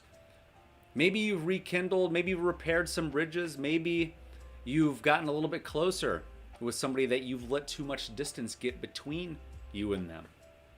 Maybe you're able to save up a little bit more money. Maybe you're able to pay off a credit card. Maybe you're able to buy yourself that big ticket item this year, or maybe you're on track or trajectory to possibly buy one of those big ticket items this coming year or shortly after the new year. Maybe you'll be able to go on that vacation you were looking forward to going. Maybe it's you're going to fit back in those jeans pretty soon, or that dress that you look so good in pretty soon. Maybe that's going to happen for you, right? And maybe you'll be in a better position to be of help or to be of service to somebody else around you. Because right now, maybe tomorrow morning, somebody's going to wake up and they're going to say, oh God, please help me. Please, universe, help me. Send somebody. Put somebody on my path. I don't care who it is or how it is that I get there, but please help me. Help me to get sober. I don't want this to be my reality anymore. I don't want this to be my life anymore. There's somebody out there. That's somebody that you know that's saying that right now. There's somebody out there that you know that's saying that prayer. There's somebody out there that's desperate, that maybe doesn't even know that you got sober. Because again, 17% of you haven't told your friends or your family that you're choosing to get sober. You know, when I was at the bar, remember, do you remember, I'm not going to put the person whose name starts with this letter. We were talking, I was talking to him over by the bar the other day, or when we were at the social room, and then he was just so I was at the bar the other night, and this person came up to me and just stopped me and was like, I just really want to thank you. I really want to thank you for putting yourself out there. And I'm not sober myself, but it really makes it, I'm really, really proud of you. I love you. I love the fact that you're putting yourself out there and you're providing hope and you're providing inspiration for other people. It takes a lot of courage and it takes a lot of strength to be there, to broadcast this message, to broadcast what it is that you're doing and making yourself vulnerable. Because that's why I always say, you never know. Listen to those words. You never know who you are going to inspire with your sobriety. I'm not talking about me. I know that I'm going to be inspiring people with my sobriety. But some of you, I feel like, are afraid to unlock your power. And there's somebody out there whose blessing depends on your transparency. There's somebody out there, somebody else's blessing that depends on your strength, on your courage, on your vulnerability, on your transparency. Somebody else's blessing depends on you being able to be strong enough to stand up on your own 2 feet and to face the enemy, alcohol and addiction, and to go back into that battle and this time win that battle so you can finally win the war. So you can go and find a couple more wounded soldiers who are also on the battlefield with alcohol and addiction and get them to safety so that they can more clearly think about a better path on how to get to safety so that they can rest and they can recuperate and they can recharge and they can have better tools instead of a depleted chamber of bullets to try to fight this enemy, all right? And I'm thankful. I'm thankful for you. I'm thankful that you're all out there. And it brings me great pleasure to know that there are other people out there just like you that are also fighting this battle alongside with me so that I don't always feel like I'm alone. Because in the beginning, you feel like you're alone. In the beginning, imagine this. There was a day, there was a first time, I'm going to stop the music for a second. There was a time when I had to turn on this camera for the first time. There was a day that I had to hit record for the first time and turn on the microphone for the first time and put my memory card in for the first time and upload a video for the first time with 0 audience. I had to take this leap of faith not knowing if I was going to upload videos and people were going to be like, you're stupid, shut up, just stop drinking. I didn't know what people were going to say. I didn't know how people were going to respond. But there was a time before I had even a single follower or had made a single minute of content, I had to have the strength and the bravery to come in here and sit down in this chair in this basement in front of these speakers for the very first time, not knowing that this message would reach anybody. And I'm so incredibly thankful that all of you found me so that I don't feel alone on my sobriety journey. Just as I never want you to feel like you are alone on your sobriety journey. So with that, I want to wish you good luck on your sobriety journey. I want to thank you for being here, moderators, throughout the day. I want to wish you all a very happy rest of your very short Thanksgiving. And remember, we are going to be here again live tomorrow night, Friday, for another live stream and chat in a traditional format. Are you going to be here, Sam? Yeah. Sam's going to be here. Yay! Yay! I don't know if that was a real yay or sarcastic yay. Yay! All right, it was a yay. She said the words. We'll see. So we'll be here tomorrow. I'll be here. The cat will be here. Are you going to be here, big boy? You going to be here tomorrow? He's thinking about it. So with that, I want to wish you good luck on your sobriety journey. Thank you all for being here. Thank you all for being you. Thank you all for doing what you need to do to be sober, to get sober, to be sober, and to stay sober so that we can have a stronger community because we are stronger together. Good night. I love you all. We'll see you tomorrow. Happy Thanksgiving! Happy Thanksgiving!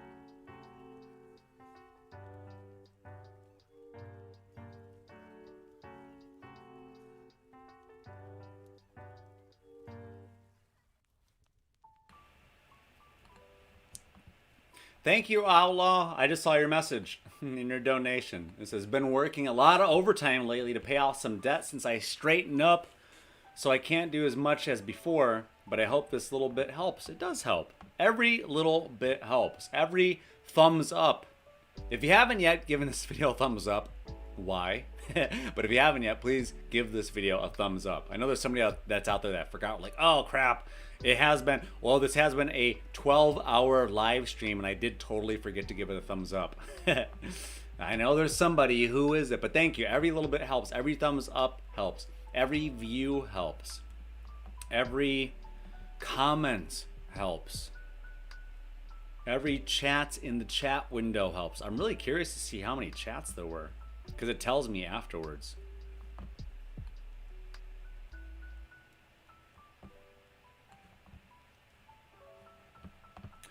So I'm going to start saying goodnight to some people. Goodnight to Cat Mom. Thank you for a wonderful Thanksgiving. Thank you to Jack Kerouac. Thank you to Cecilia. Thank you to Sam, the moderator. Thank you to Wacko Slimo. Thank you to Brandy L. And goodnight. I should be saying goodnight, not thank you, but both work. I like thank you better. Thank you to Brandon, aka Outlaw. Good night to Cindy Palmer. Good night to TK. Good night to Hank Kimball. Good night to Juice81. Good night to Julie B. Good night to Behind Blue Eyes, who I hadn't seen in a while. That was awesome. Good to see you again. Good night to Xavier, and thank you. Thank you and good night to Xavier. Let's see, who else? Let me see. Who can I remember off the top of my head who showed up today? Oh, hello. Oh, I'm sorry. And thank you. Good night to Nine Coil. Good night to Hippie Chick. I feel like every single person showed up today. We had so many people throughout the day. It was awesome. We had such really good. We had Nan showed up earlier, new to the channel. Nan, and everybody was talking to Nan. That was fun. Jason Shmadecki showed up at some point earlier. It was a good day, and I'm really, really happy.